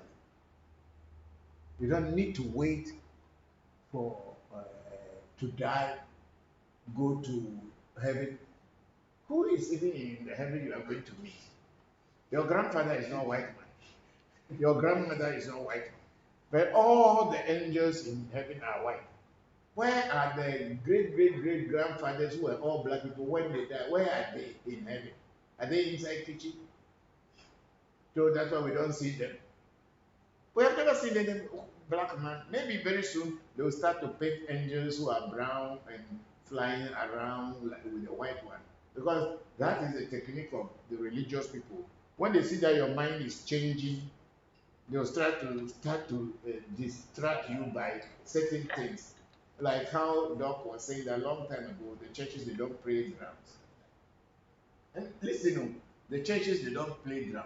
Normal churches they play harmonica, and then the choir will sing, and then there was not be boom boom boom boom boom boom.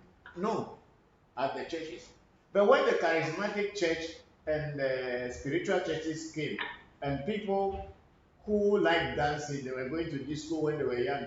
Now they are growing, they can't go to disco because they are born again.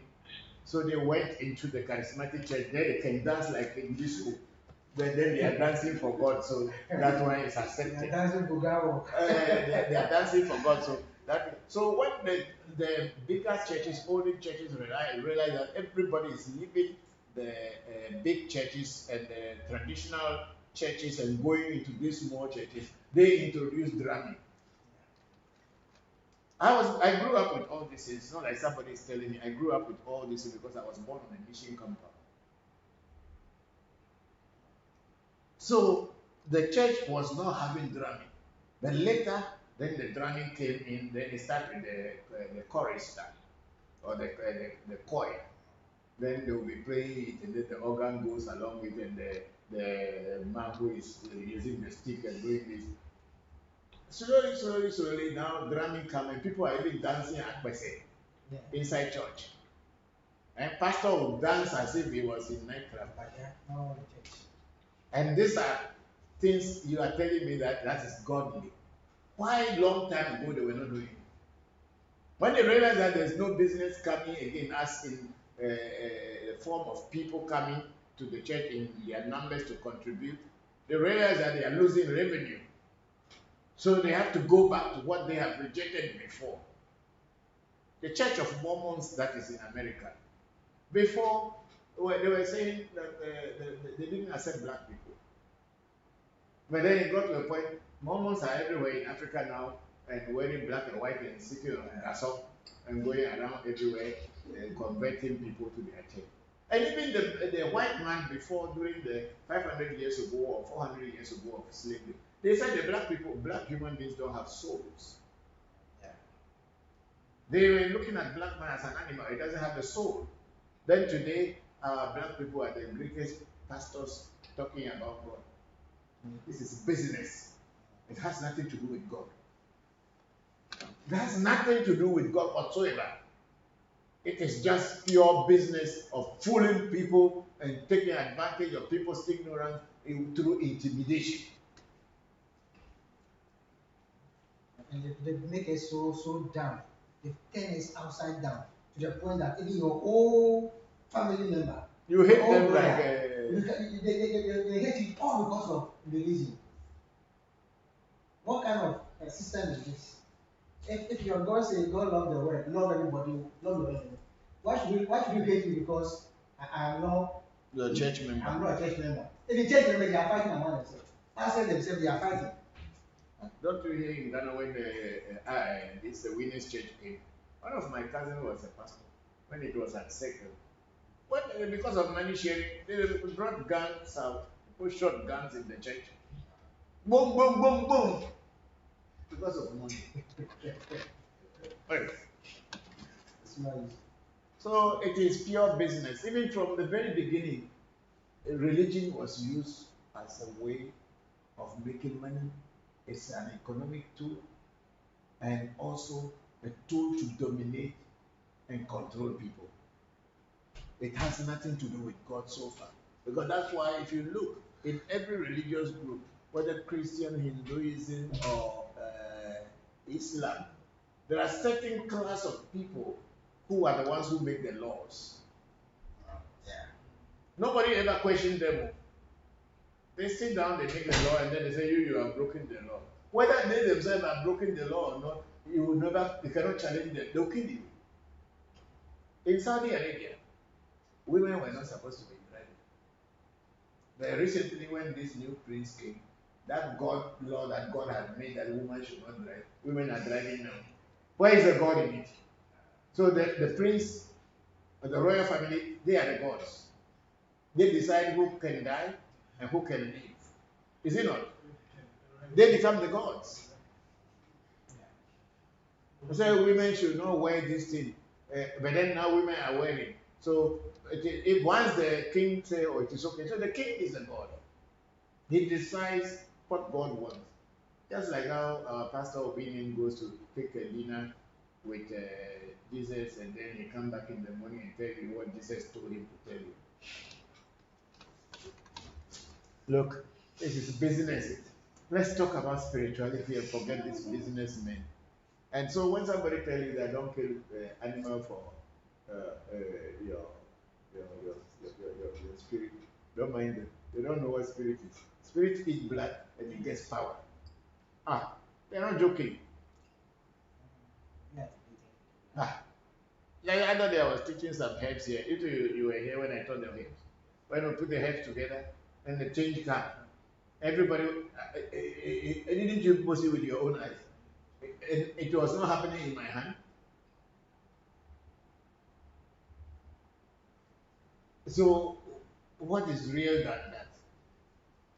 If you want to go and drink milk in heaven, and the Arabs, they say they'll give you 77 virgin. Yes, you alone. Oh, so there are no virgins on this earth. Only you go to heaven to get 77 virgins. For what? Anyway, those who want to go and get virgins are in heaven, they should go. We will find our own here. Hence, you don't agree with me. We are not going there. Not because of that we'll go and kill ourselves.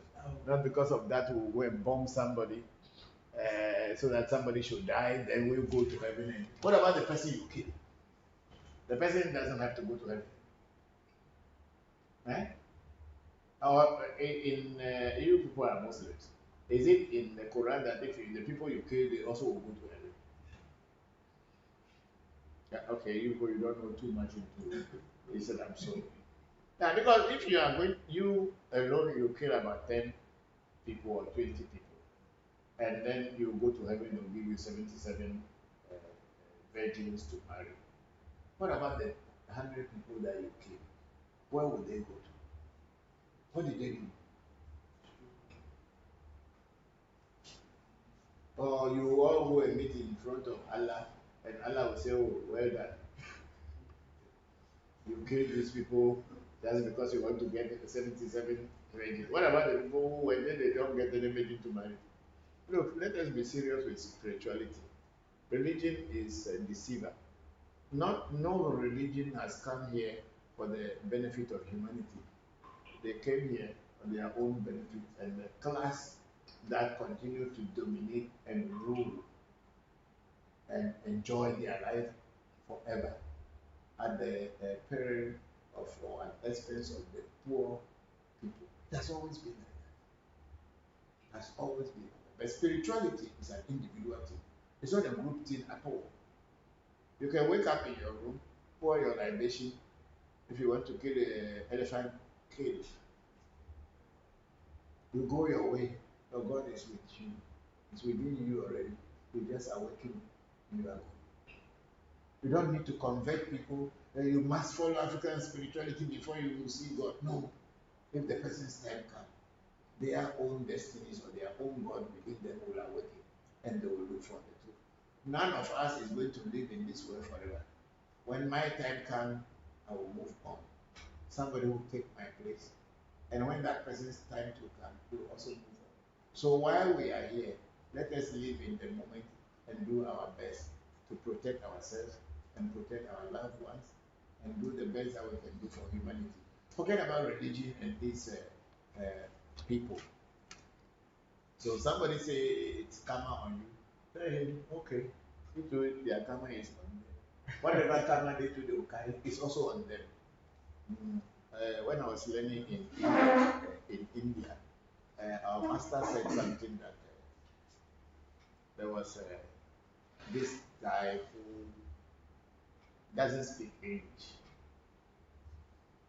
So he was sleeping, I think.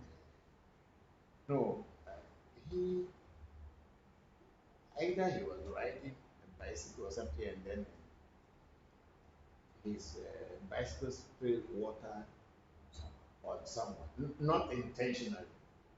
And the person insulted him. Say, you are stupid. You are this, you are that. And because he doesn't speak English, say, okay, you too, you are stupid. Your mother, stupid. Your father, stupid. Your grandfather, stupid. Because if the stupid is a good way, then you go back to you too. Is it not simple? If the word you use on me is a very good way, then you too take some. If it is a bad word, you too take some. So if somebody tells you that you will meet karma, tell him you will meet karma. They are gods who decide what karma will work. You don't know that nature doesn't listen to anybody. It works on its own rule. It's not what you are reading in book or what you are talking that if you do good, good come to you. If you do bad, bad come to you. Don't you see earthquake happens and people die? Whose karma is that? Natural disaster. So everything is natural.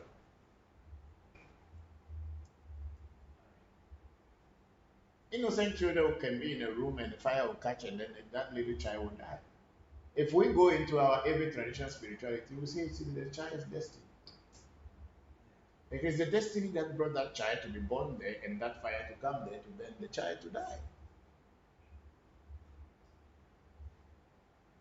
So if somebody say you killed chicken for your food, so karma will pay you. You too, karma will pay them. They should just not make mistake and walk and step on any ant. You are in a car, they are driving the car. Do you know how many insects and organisms and things you are destroying? And because you don't see them, so you don't know that you are not doing anything. No one can live in this world without harming another. Some we do intentionally, some we don't know unintentionally, but somehow we all live one on one another. You go to the forest and tell the lion that it should not eat antelope, it should be eating grass. Told you that God created lion to eat grass. If lion is eating grass, then go to eat stone.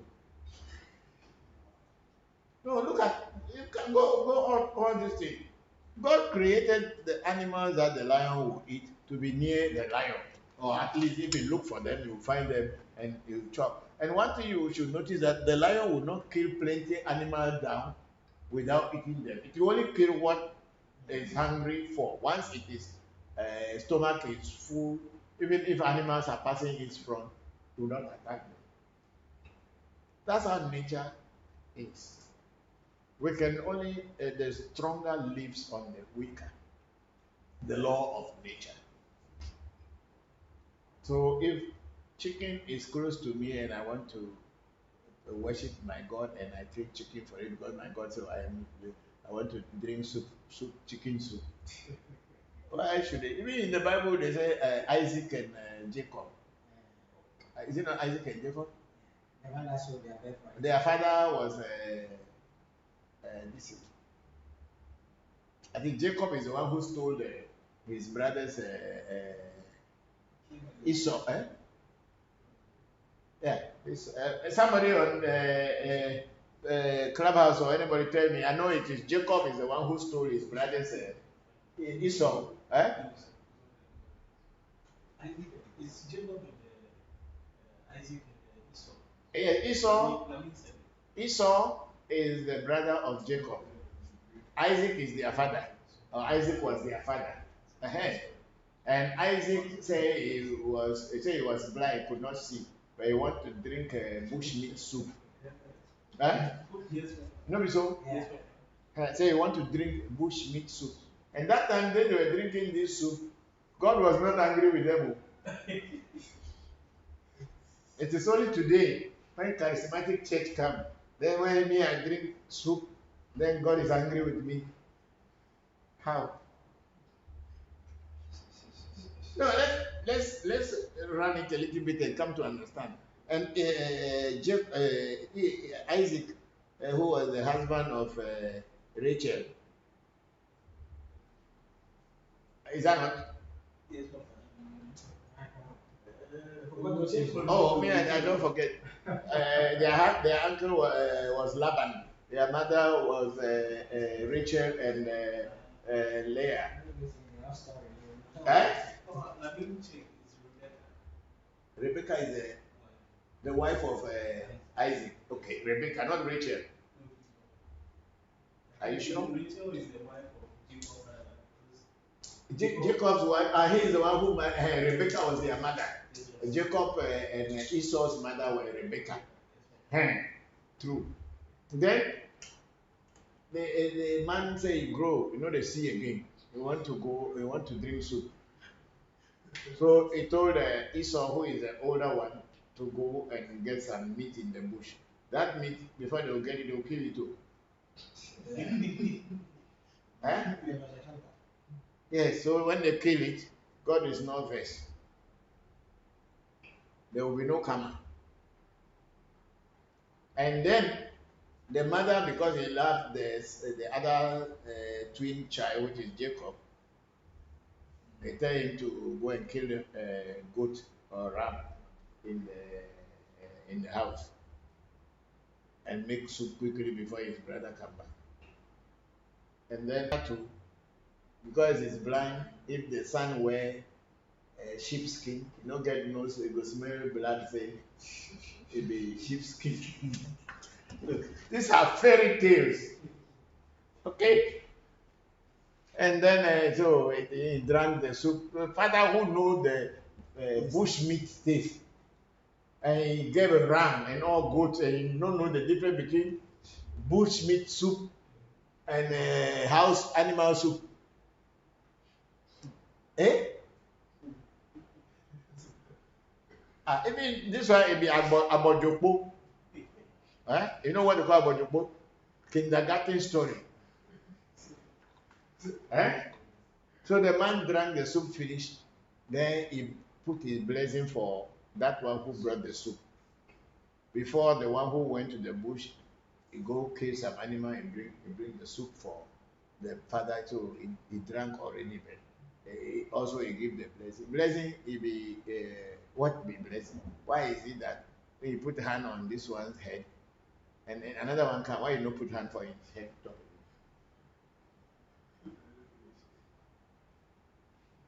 You know why? Because the blessing that he gave was a seed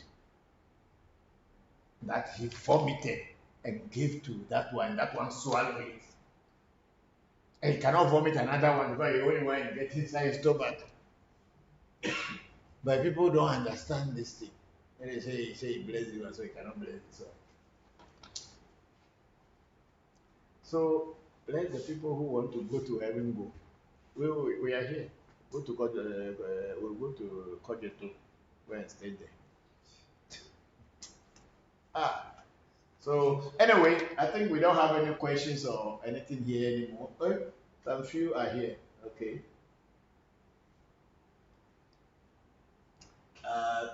We have yes.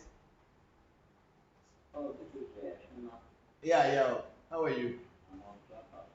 Okay. I'm sending my greetings to Dr. Lavi Cosmos. Oh, Thank you very much for all the work that you are doing and also for assisting me sometimes when I was doing my research with plants. I'm humble. I respect very much the work that you are doing, so thank you very much. Thank you, my brother. Thank you. Thank you. Papa, please. Yes. I have a question. Go ahead. Recently, on social media, especially in America, there's an issue of abortion. And I wanted to ask about the spiritual implications of somebody who, let's say, a woman who goes through an abortion, and also maybe a man or a third party that encourages it. What are the spiritual implications from the AV worldview, please? Okay, I think 3 weeks ago I spoke about abortion, but then I'll just touch it briefly again. What do you call it? The AV implication from the AV spiritual point of abortion. Whether you assisted the person, you are the man who gave the money, you are the person who performed the abortion itself, and the person who has done the abortion. I mean, the woman who is pregnant, the man who impregnated and supported with money, and if they have to go to a doctor or whatever, these three people are all culpable. They are all wrong.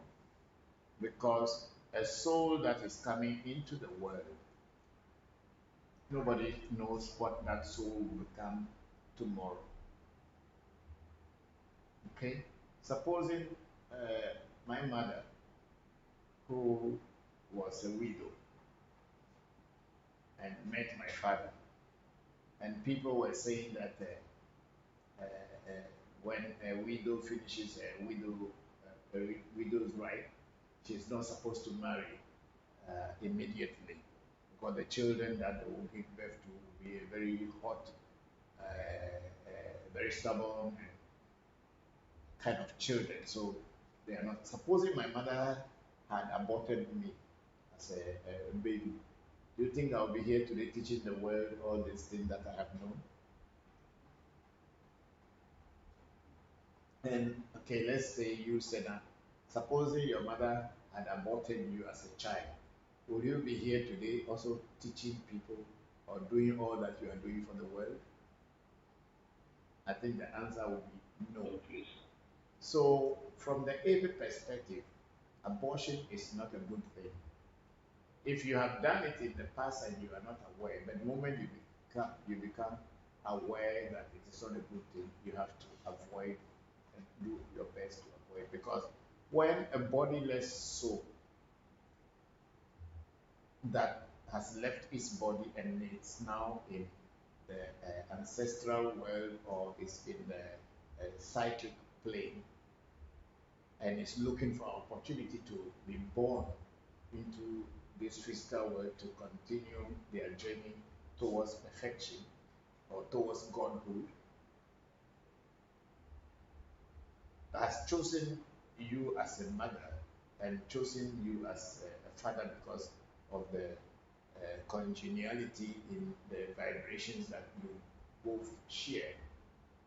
That bodiless mind or soul or a say destiny or whatever will now come into this particular baby fetus and then begin to grow as a child that one day will be born and do whatever journey or whatever mission it has come into this world to do.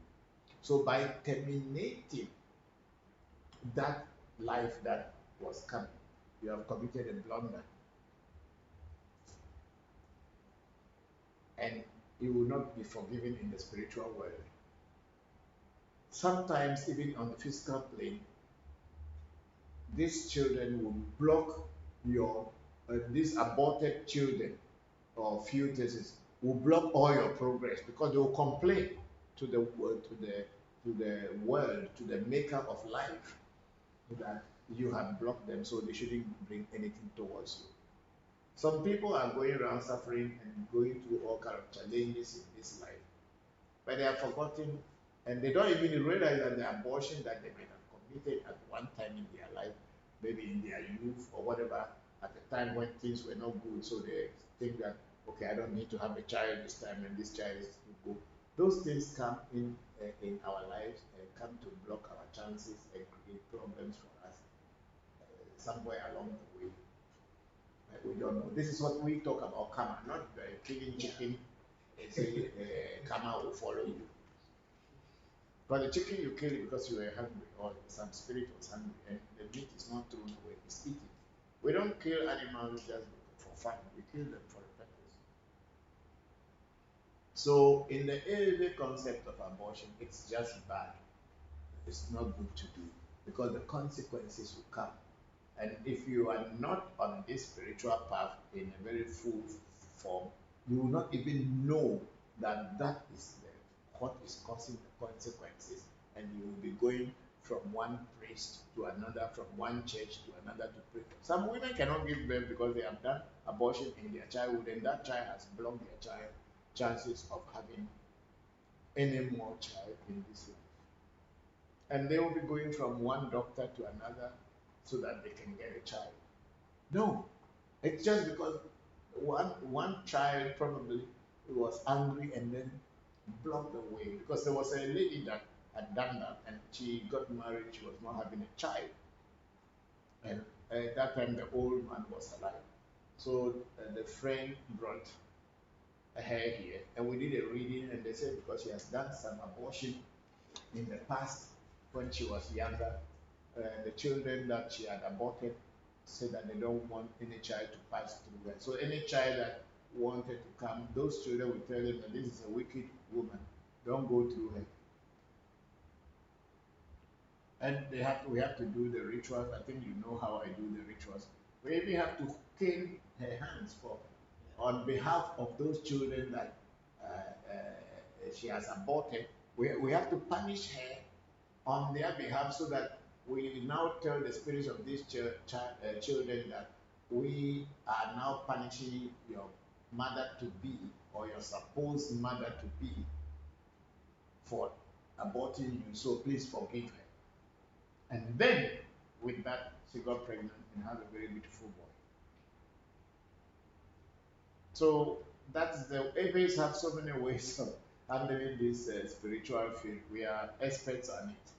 We know it, and we know what is good, and we know what is right, and we can change anything. My old man used to say that even death itself was always afraid of him.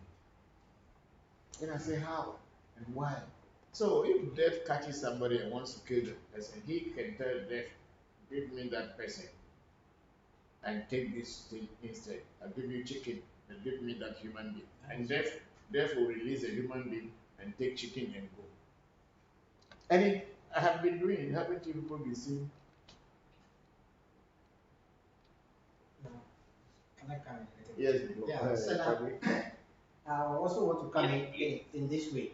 All that Daddy has said is true. Personally, with my experience, before I got initiated into my sect, through the reading, my son got annoyed with me that I had done abortion, knowingly and unknowingly. So I don't have any option. So I have to leave everything down. They asked me to go cleanse myself up for 21 good days before I come back. I went and I did it. I came back, they said it's not up to. So I have to go and do another 7 days again, cleansing. Why? Because perhaps I prescribed some herbs to some ladies, and then they went and used to do their stuff. And it is through me. So I have to pay the punishment. Yeah. So it has become ahead. Yeah, it become ahead. I don't. You understand? Ahead. Like something I feel poverty on you. So you have to clean that thing off. Ahead. When I have that down, this one is that is poverty. As a stain on you. So I went through those rituals before my essay was able to accept you to be who I am today. So this abortion issue, sometimes it's the ancestors that are coming through us. They are coming through us to come and do certain things. For example, like Toby said, if my mom were to abort me, like my ancestors have been aborted, they will not be here. Like I will not be here. Like they will not be here. So we should be careful with this. It has so many repercussions on us, especially the spiritual aspect. In our spiritual aspect, it blocks our chances.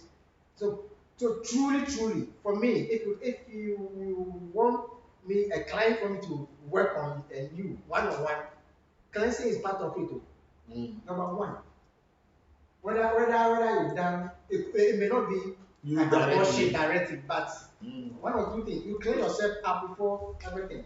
So the implications on abortion, they are enormous, and it hinder on our spiritual path and our spiritual growth as well. Thank you, Doctor. Thank you very much. Well, what I find interesting is that for let's say the parents, both the mother and the father, that it can affect them, but also people who are even third parties who play a hand. Yeah. So I think you mentioned that through your head, somebody has ingested something and they've done an abortion, but that becomes a stain on you personally. And I've also seen many people in readings that they did abortion 10 years ago, and the thing is still affecting them, and a lot of things are happening in their life, and that's the root cause. But most people don't even know or are aware that that is what is affecting them, and they are promoting abortion. You see, Senna, the Western world is not built on spirituality. The Western world is built on religion, of domination and control. So for them, when you say anything that has to affect their inner self, it does not mean anything. They are only thinking about physical world, what they can grab now, and who they can kill to take their place. That's all that the Western world is built on. So when people are supporting abortion and jumping around that we support abortion, they don't know the implications in it. They are not even interested in knowing. So such things, honestly, to you.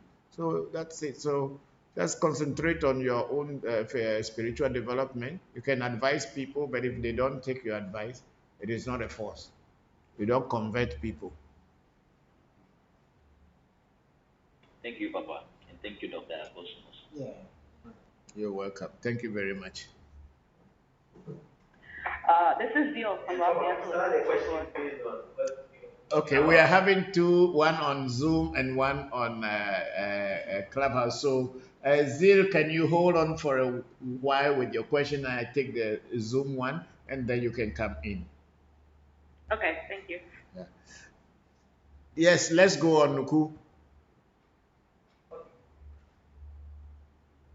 Okay, I wanted to ask in circumstances where maybe the abortion is done to save the life of the mother, I don't know, I wanted to ask is that allowed? And then also things like masturbation, how do those things also fall into this conversation? Thank you. Okay, I'll take it first. In the case of oh no, it's okay. I'm saying that in the case of abortion where the mother's life is at stake, what we are talking about here is life. That one you must understand. Whether the life that you are going to give birth to is the life that you are destroying, or the life that is already existing that is going to be destroyed. So if a mother's life is at stake and the mother is the one carrying the baby, if the mother dies, automatically the baby dies. Nuku, are you following? Yes, I'm following. So what is the right thing to do in this way? The mother's life must be saved so that that child, even if it is not come this time, the nature understands that it is saving the life of the mother so that the mother can be there again and have another child one day. But if they say, oh, they want to save the abortion and the mother should die, how can the baby in the mother's tummy, who is not yet grown, be able to survive when the mother dies?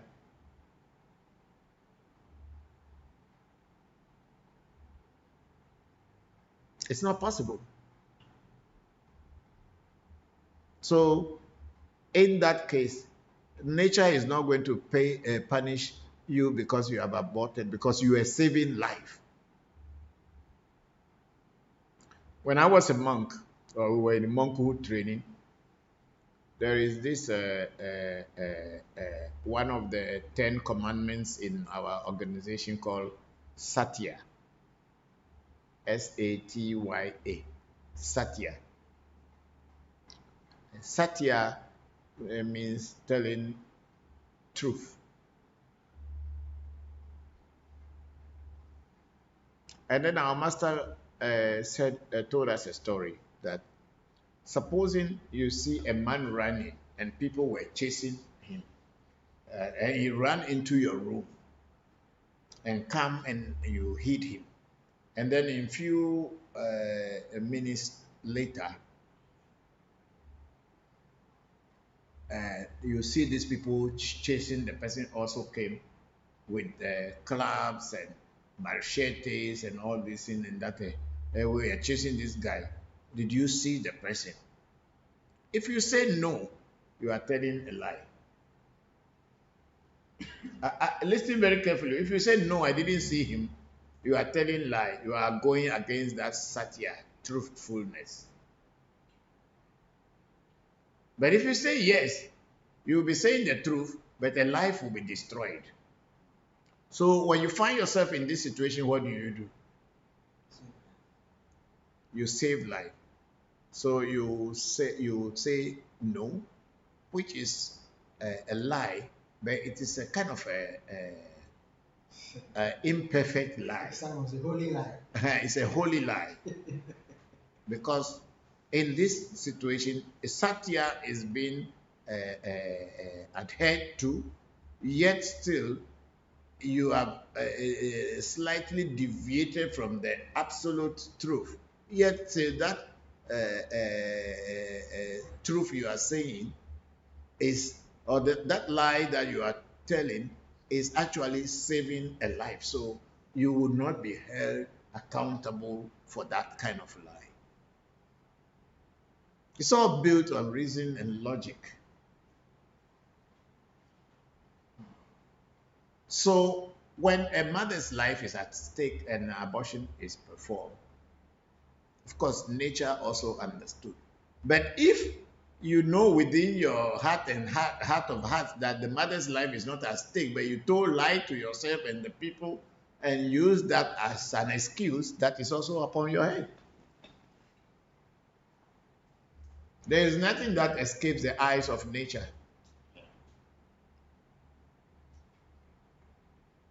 And your second question is masturbation. Masturbation is not abortion. That semen of yours has not actually mixed with any woman's ova to form any child. So you have not done anything that you say that you have killed somebody. No, because until a woman's ova and a man's semen come together, life doesn't form. So in this sense of abortion, masturbation doesn't come in at all. You know, in every traditional spirituality, there are certain, I think I said this before, there are certain rituals that people do to make certain spirits work. They must do masturbation. There is even in Afa, if a woman who is not giving birth, or the woman's husband left, there is a point they will ask you to find a man to masturbate on a pillow. They sew some small pillow, and those pillow you will put under your pillow or keep somewhere to be able to attract a man into your life, to be able to attract good luck into your life. Because the story is in, I think it's in Jongbe, where the heaven and earth were together, as in the Bible when they tell those, like, they are all Afa stories, that the earth and the sky were together. And then one day there was a fight or something. The woman was trying to control the man, and what do you call it? Always because the woman was rich with greens and plants and everything, it thought that it's more powerful. So it started disrespecting the man. So one day the man got angry and moved up. That's where the sky and the earth were separated. Listen to this story very well. So when the sky went back, it decided not to rain on the earth, and the earth became barren. So without the sky raining, there will be no greens. So now the mother earth was barren, no food, nothing.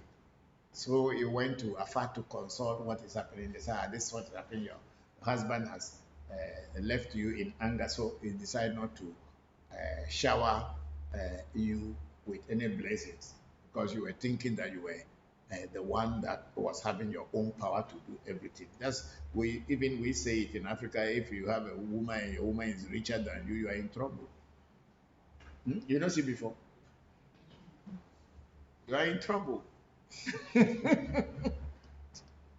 So they had to do this masturbation of a male to put on a pillow, and then they keep it down, and then that attracted the rain, and then the husband started to rain again. But he said, oh, he would never come and live together. But any time that she needed her water to what do you call it? To create, or yes, there's a word I wanted to use. I'm not getting. So he will give, and that's why once in a while the rain will fall on the earth, and then earth will be populated with plants and greens. So sometimes there are certain part of spirituality, masturbation start become part of it. So I don't know the Christian way of looking at it and from many other spiritual way of looking at it. But I have heard from an old, very old man who was very perfect in spirituality. He said, okay, this herb, if you want this herb to work for you, you must masturbate on it and let the herb work for you. I don't know why. I have not tried it before, but there was something that I have heard before. So abortion is totally different from masturbation. Okay, thank you for the answer. Thank you. You're welcome.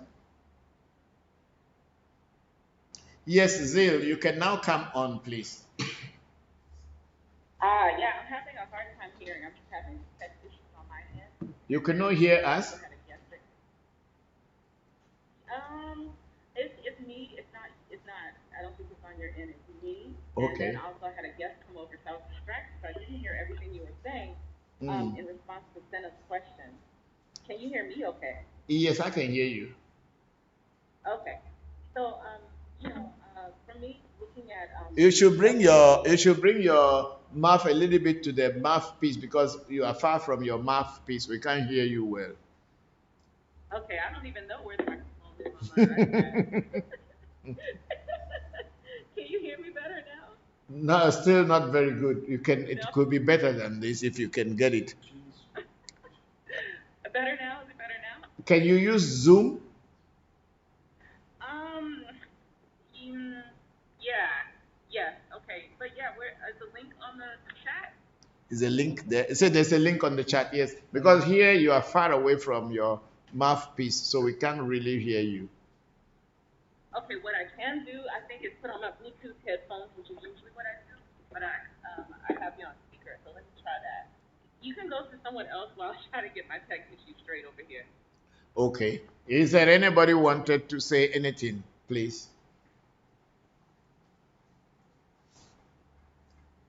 While Zeal is getting herself ready.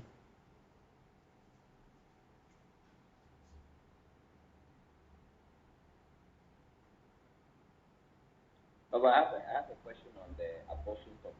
Yes, go So, ahead, for Senna. example, some, in some countries, abortion is legal, right? And sometimes people say, for example, if a woman has been raped, then that should make it okay for abortion. So, in that case, in terms of destiny, would that still, the impact would be the same? If Definitely, somebody has, because that is the human law who is saying that because the woman had been raped, so he can abort the baby. It is not the law of nature. So why is it that if it is a law of nature, then raping the woman shouldn't even get pregnant at all, just because it's rape?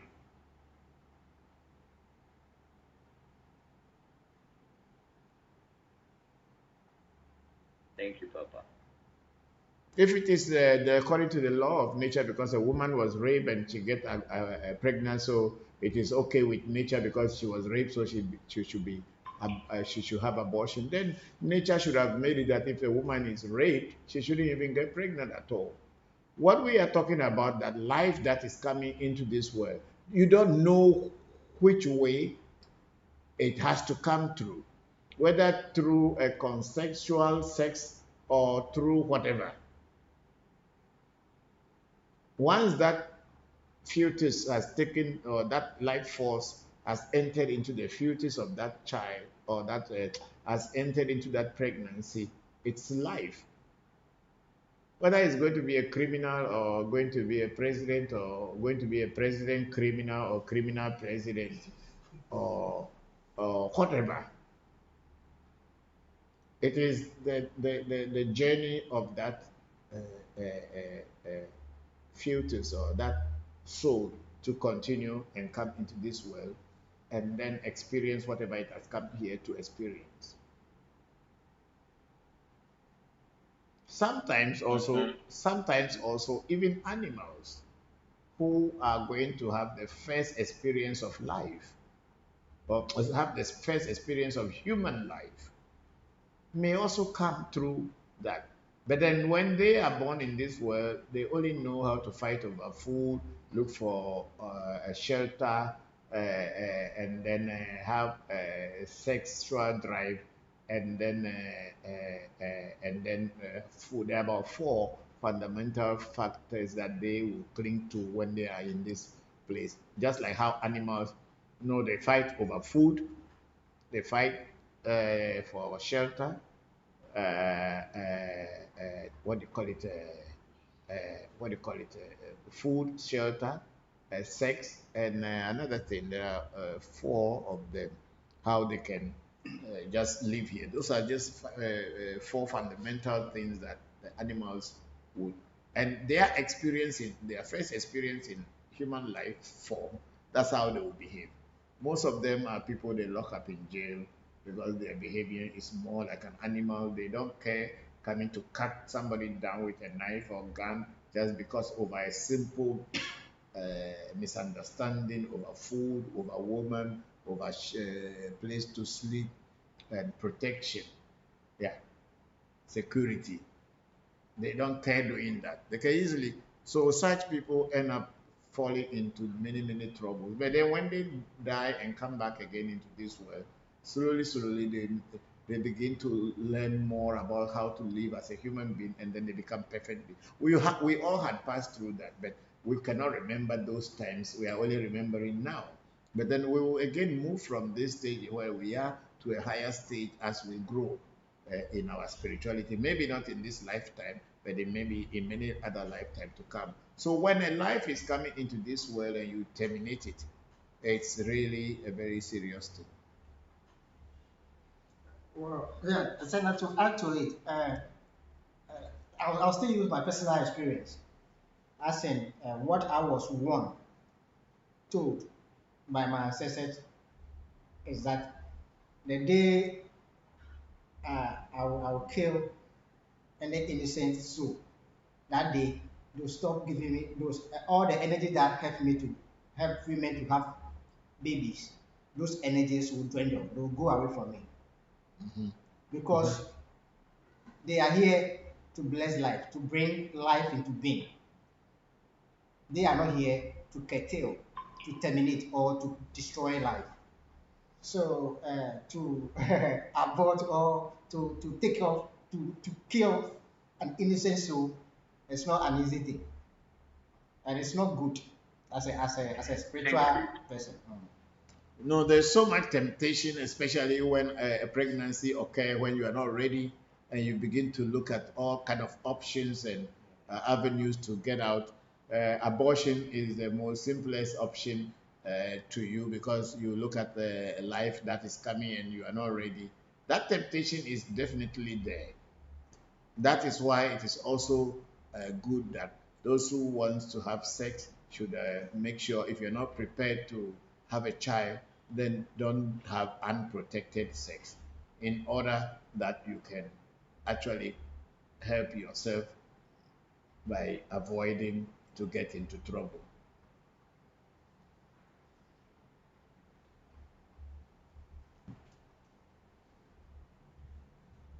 Okay, is Zil okay now? Yes, okay, I have my technology going. Now it's better. It's much, much better. Yes. I am a little distracted at the moment because I'm trying to accommodate a guest at the same time. So I'm going to have to go back and listen to the recording to hear all the detail and what was said. No So I problem. apologize if No, that's some things fine. in my questions don't That's seem relevant to what is on. that's fine. Thank you. Yeah. Okay. Yeah, so my question is actually, I have a few questions. I have a few comments and questions around this issue. This is one of those issues where I definitely feel I would love to hear the comments from female Vodun practitioners or priests. And I know that it's a complicated issue because women make choices, it's a hard choice. No matter which direction it goes, it's a very hard choice, to make when this happens, when they have to make this choice. They have to weigh a lot of factors, personal ones, the new life that might come in, and then against the family and the society and the spirits. Whatever their spiritual or religious, framework is for trying to make a decision. So, in reading and talking to different herbal practitioners here in the United States who focus on the history of African American women in the United States, there definitely are traditions that focus on preventing conception using herbs. And so that's my question right now is, is that the realm of priests that are female? Or is it the realm of midwives? Is it any priest in Vodou? So that's what I'm trying to ask about, like the specific types of, herbs that are used or techniques to prevent conception. Okay, doctor. I think it's your field. Your field.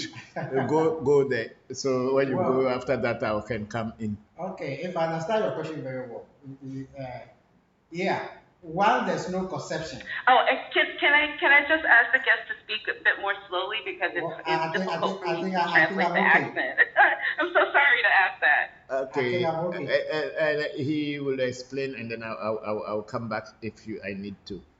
Yeah. Okay, thank you. In olden days, they have a way of doing this. Unlike the vasectomy and all those things that you go to cut off the lining of your whatever. No, our forefathers have a way of doing that. In a way, we call it what town? I want to botata. I'm a tata. Meaning you be a human being. Be castrated. Yeah, castrated human being. Our forefathers don't believe in that. They don't do that. So they have a way. They have the herbs that they use, especially the women and then the men. The women use certain herbs. I don't know if I'm okay to mention them. No, it's okay. Yeah, one has to go with castor seed. Castor seed. Castor. Jongbale. Castor seed. Yeah. Castor. Castor seed. Castor seed. Yeah. You take it just the last day of your menses, and so each month you take one. Each month you take one, and once work like 6 months in your system. So that is one. Okay. So the other one has to do with cutting plant roots. Cotton plant roots? Yes. Okay. Yeah. You harvest it, wash it well, and then pound it into powder. You can even do it in the form of capsules or tea. So as of when you want to have a safe sex, you take some before and then after, and that's all. So that is what I use for my natural family planning clients. So that is it. That with that it prevents you from conceiving.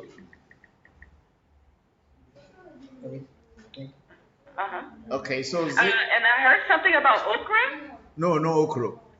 No. Okay. Okra in my way, it helps in smooth delivery. Instead of stopping prevention conception, it rather helps in smooth delivery. The seed, the seed, the dry seed of it. The dry seed. Okay, they pound it also. Yeah. Okay. So I see what Doc was trying to explain, which is very clear, is that our ancestors also have a way of preventing conception. For instance, you have a baby and the baby is not yet old and the woman will get pregnant again. This first child won't be able to be strong and all this. And so they will either be using these herbs to space the children so that the mother or the wife will not get pregnant, whereby that pregnancy will affect the baby that is in hand. So they have these herbs that it is not abortion, it is only preventing conception to take place. And until conception takes place, there is no abortion and there's nothing against that.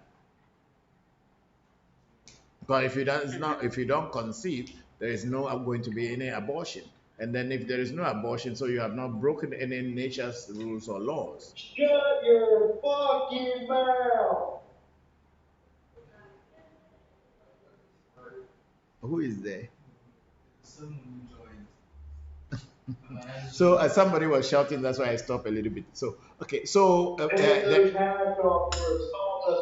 they have a prevention.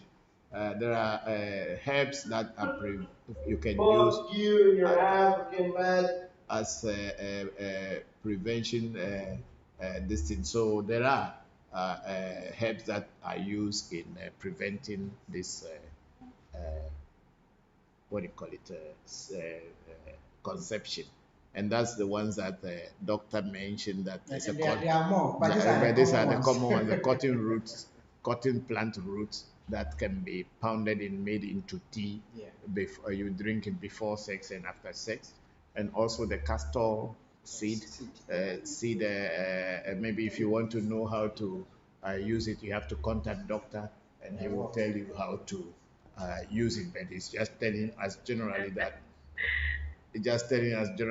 these things were what our ancestors were, some of the what our ancestors were using to prevent conception. Okay, and then would there be a position on vasectomies? We never had a vasectomy in our culture. Okay. Vasectomy is something that is coming from outside. In our culture, if they will do that kind of a vasectomy as it is now, then it's someone who probably is a rapist in the society, and society decided to kind of castrate him so that he may not create problem in the society. Then that kind of thing will happen, but it was not something common. We normally do it to animals. Yeah. So if so if they castrate you, then you are an animal. You become fat.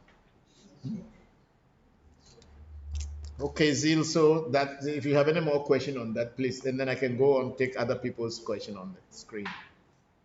Okay, thank you very much. Okay, thank you too. Okay, let's go on to Facebook, and let me get people have been here for long. We have somebody. It's almost 1 hour.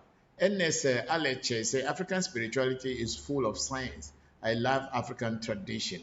Yes, we all love it. That's why we are here. And then we have Van Perico. Hello, Papa. What do voodoos that don't take blood consume? Okay. Some of them they take blood, but they don't take blood directly on top of them. And we use more of perfume oil after we kill the animal, but it doesn't touch them. We use perfume oils to give them, because the perfume oils are all made out of herbs originally. They came out of certain herbs that have some beautiful smells. So we give them perfume. At least the ones that I have here use perfume oils. As well as powder. And powder, yes, talcum powder. Yes, that's true.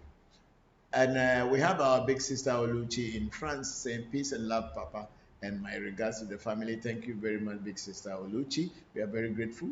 And then I have NS Aleche saying, Papa, can I contact you privately to know the dates which can cause misfortune in one's life? Yes and no. You can contact me, but I only teach those days to my students. I'm not just giving it out as a listen, because I don't know what other people may begin to make out of it. Because a whole lot of things, when they get out, stories start following it. These dates were only given us to we priests when we are, because of our position as people to do rituals. So I'm not just sharing those information to everybody. If you become a student, yes, for sure, I'll teach you. Let's go on. We have a Hilarious Oba Sabinus. He says, regards from Italy. Hello, Hilarious. How are you? It's been a while. How is life? How is your mom? Thank you very much for joining us. We are very grateful. And then we have Vivian Baka. Please, Papa, what it means to physically see Yevi eating intestines on the roadside. It is this is Togo Ewe Ajehevi. Okay. Vivian, this your where did you see? Is it in your dream or in your physical where you see Ajehevi eating intestine?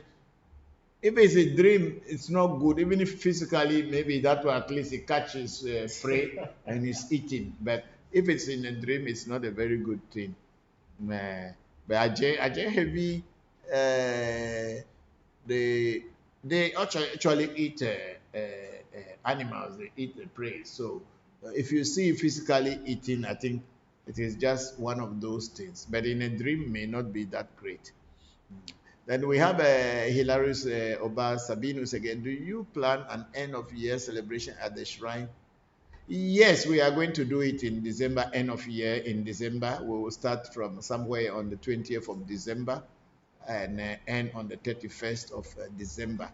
But this week we are doing mid-year rituals. We have already started and we'll be continuing tomorrow until Thursday, which is the 30th of June.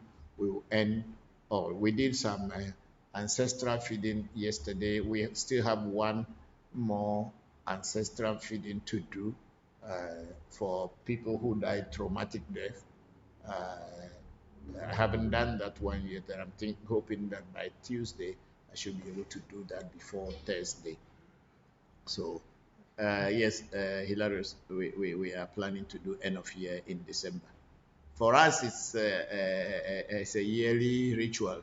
We do it every year.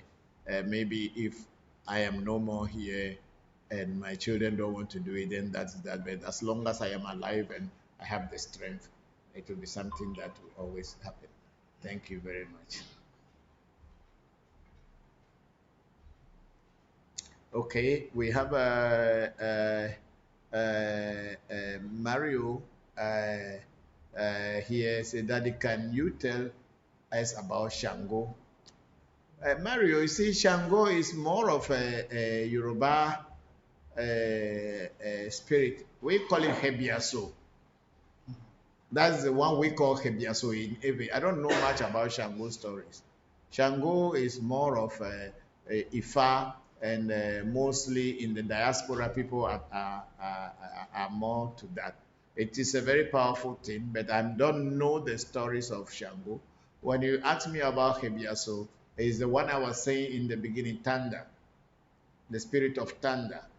The Aves know, they master how to control thunder and how to direct thunder to work, to destroy, and to create. And the people very much are well versed in that.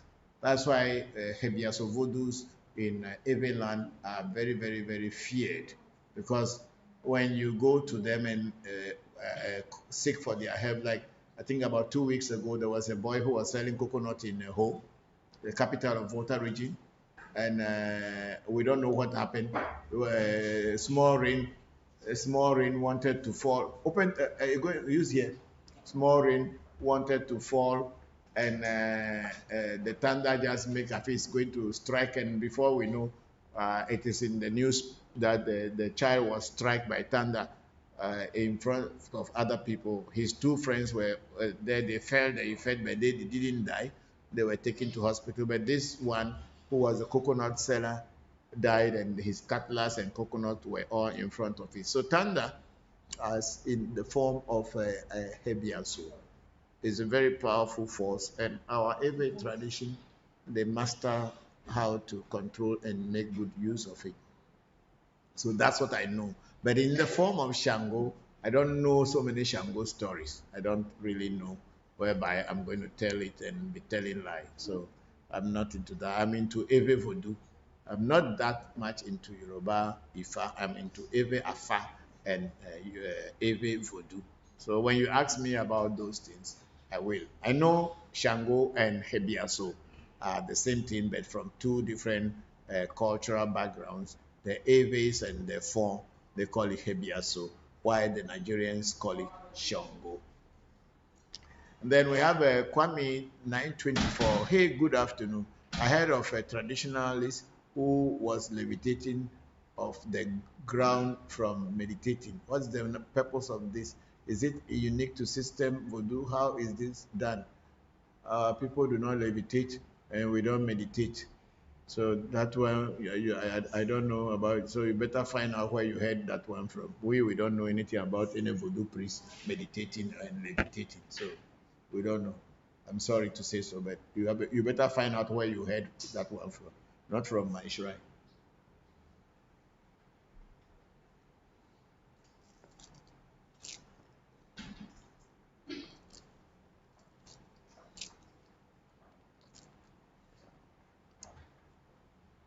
I think we are done with this place too. And we are about 5:38. It's okay. Is it not? So we can. Is anybody on the Clubhouse who wanted to contribute anything, please?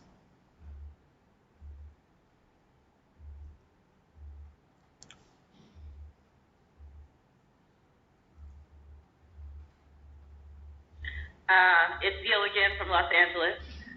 Yes, Zil, go ahead.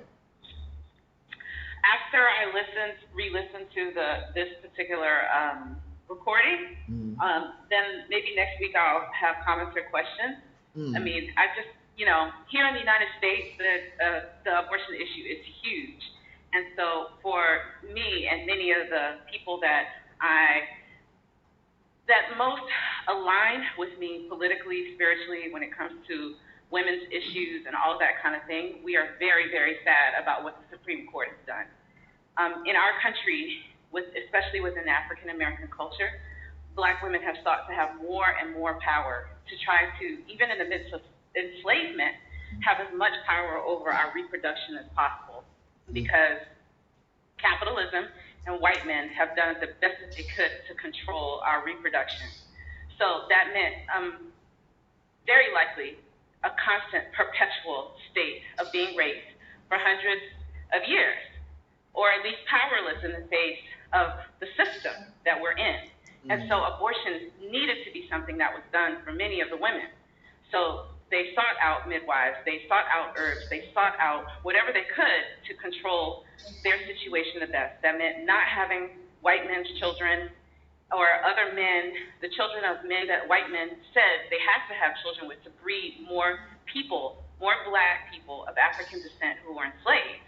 So we have a really, really, really strong history of trying, again, to fight for the right to do what we want to in giving life. And I know that it is in conflict with the Ewe spiritual and cultural system, but I just wanted to speak on behalf of women like me who might be listening in and might be feeling like, wow, that's like a hard thing to hear right now. Yeah. So that's my comment. Okay, Zil, thank you very much. That is very, very pathetic and sad. But the truth is always a bitter pill. Truth is not palatable. The truth about abortion is, according to the Ewe concept, a life is to be born. That's why conception takes place. And yes, you were talking about people who have been raped, and then the people don't want to have children that they don't want to have because they were forced to have children that the white men or people wanted them to have so that they can continue slavery. In as much as that is what is happening, then it would be a communal intersection whereby everybody will have to pass through some spiritual rituals to say that this shouldn't be.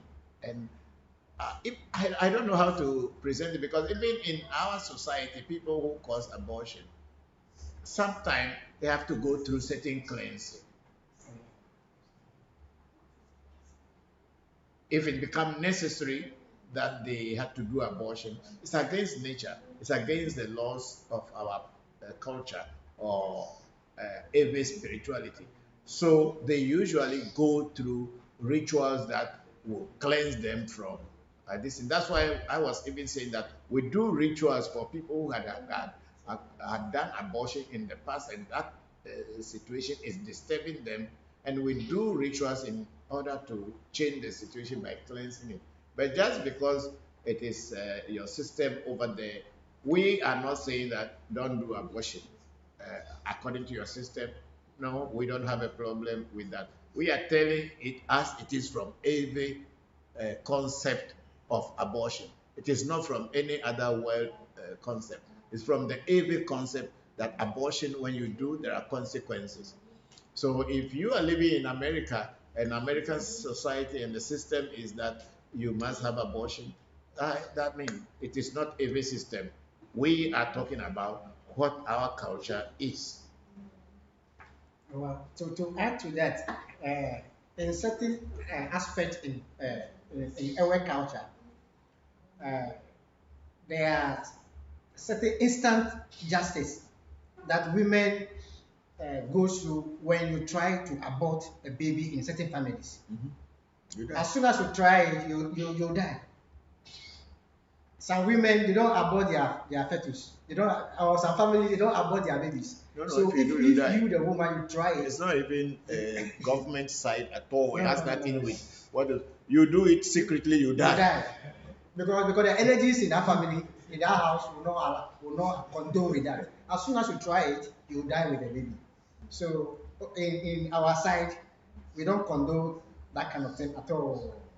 And to go ahead, you see the spirituality that we practice in Eviland, the real spirituality, is not this the watered down African traditional spirituality. And myself in African Magic Temple, we are trying as much as possible to not to teach a watered down type of African traditional spirituality, which is very common in the diaspora. Because there people think that spirituality is another form of religion. Here, spirituality is not a religion at all. When they say don't do abortion, in certain families we don't do abortion. You don't need to tell anybody you are going to do abortion before the gods will attack you. And I am not a god. I am not a spirit. I am not the one going to attack you. So if that system is not in America, you don't need to worry about it. We are talking about what our system is, and then that I think the question Senna asks is according to every this tradition or concept, abortion and the consequences, and that's what we are trying to explain. If American, because of the system and things are going that way, and I believe very strongly there is no voodoo killing anybody who has gone to do abortion. But here, in certain families, not that every women do not commit abortion, they do. People do, not that they don't do, but they also know the consequences that may follow. But there are certain families, by the mere thought of going to take a medicine or go to hospital, you come back home, you die. It's not any physical person who is going to arrest you or lock you up or whatever. The spirits, the voodoos, they are the ones who take that justice punishment on you. So it is advised to children born in such families that abortion is not done in our home. So please, when you get pregnant, bring your child home. They would not know whether you are going to be raped before getting pregnant, or you are going to have a consensual sex before getting pregnant, or whatever will happen before you get pregnant. They just tell you when you get pregnant, please don't do abortion, bring the child home, because in our family we do not do abortion. And that is simple as that.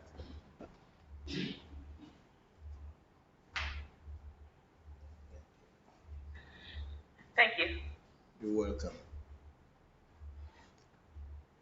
Okay, I think we are almost at the bottom of our this thing. We have Vivian Baka saying, please, Papa, I saw it physically. I think, oh, that one is okay. I tell you, it's okay. You don't need to be afraid, because it is just something, it's eating is food and you pass by, so that's fine. Don't be scared. You are a child of Jopata, so don't be afraid. Okay, and I thank you all. Let's see other this. If we don't have anything to say, then we can just close this section today. Are you people?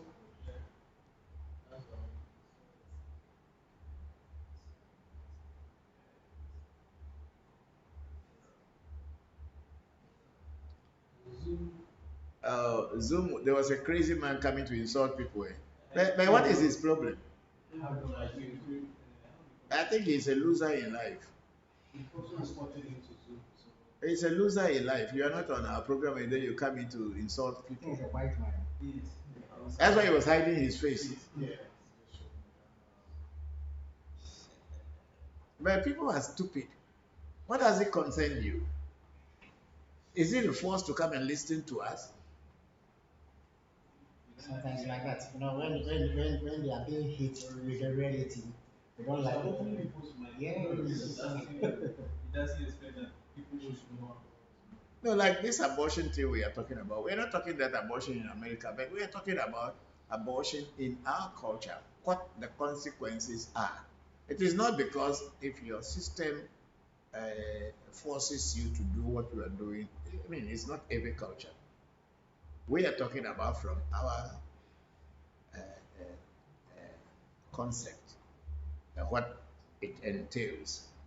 If you think that our concept work well for you and help your life, it's fine.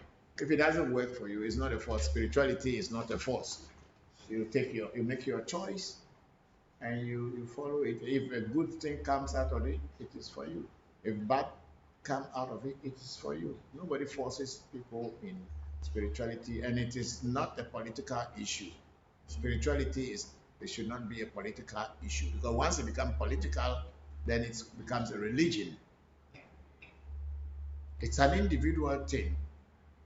Yeah, supposing my daughter was raped and she got pregnant, and in my family or the shrine that I live in, and I know abortion is not a legal, it's not illegal. It is not. God, we are not talking about law. We are talking about nature and spirituality here. If I decide to do abortion for my daughter to get rid of that child, I must be ready and prepared for the consequences that will come my way. That's all that we are trying to talk here. We're not saying don't do it. If you do it, then be ready for the consequences that follow. I'm not God. I am not a spirit. I'm not the one who is going to put the consequences on you. I am only telling you what our culture and spiritual culture talk about.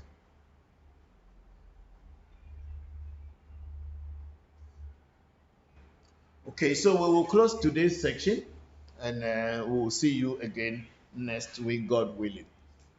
Oh, maunga madakpe, madakpe kakadu akpe. Me yo maunga so bolisa kiti katase. Madakpe na milo, dagbe lo. Ho aha. Ni anu, ya na dagbe neva. Doc, odo bu yara sese. Close the section. Yeah, man. Tobe tobe baru. Nah, tobe piti kayak gitu. Atau mau amagbe mau video piti lah apa ya? Ya lah dola mau lah beji. Lah apa ya piti gitu. Atau mau piti gitu. Ha.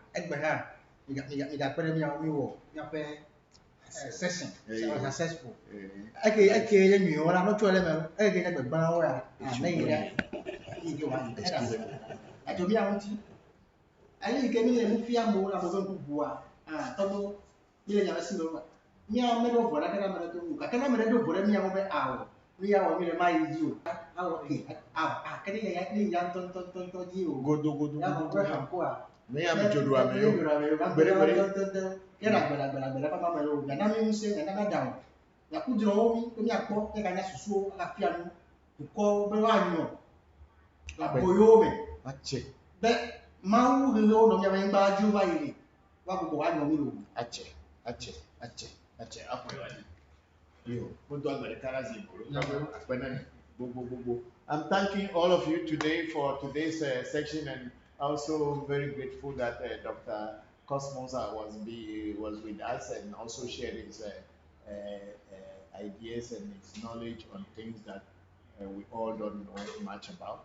I thank him, and I'm also thanking all of you who were who were present during this section of 2-3 hours. May the ancestors continue to guide you until we meet again next week. Bye bye for now. Thank you. Thank you to Zil. Thank you everybody. Thank you. Thank you, Papa. Thank you.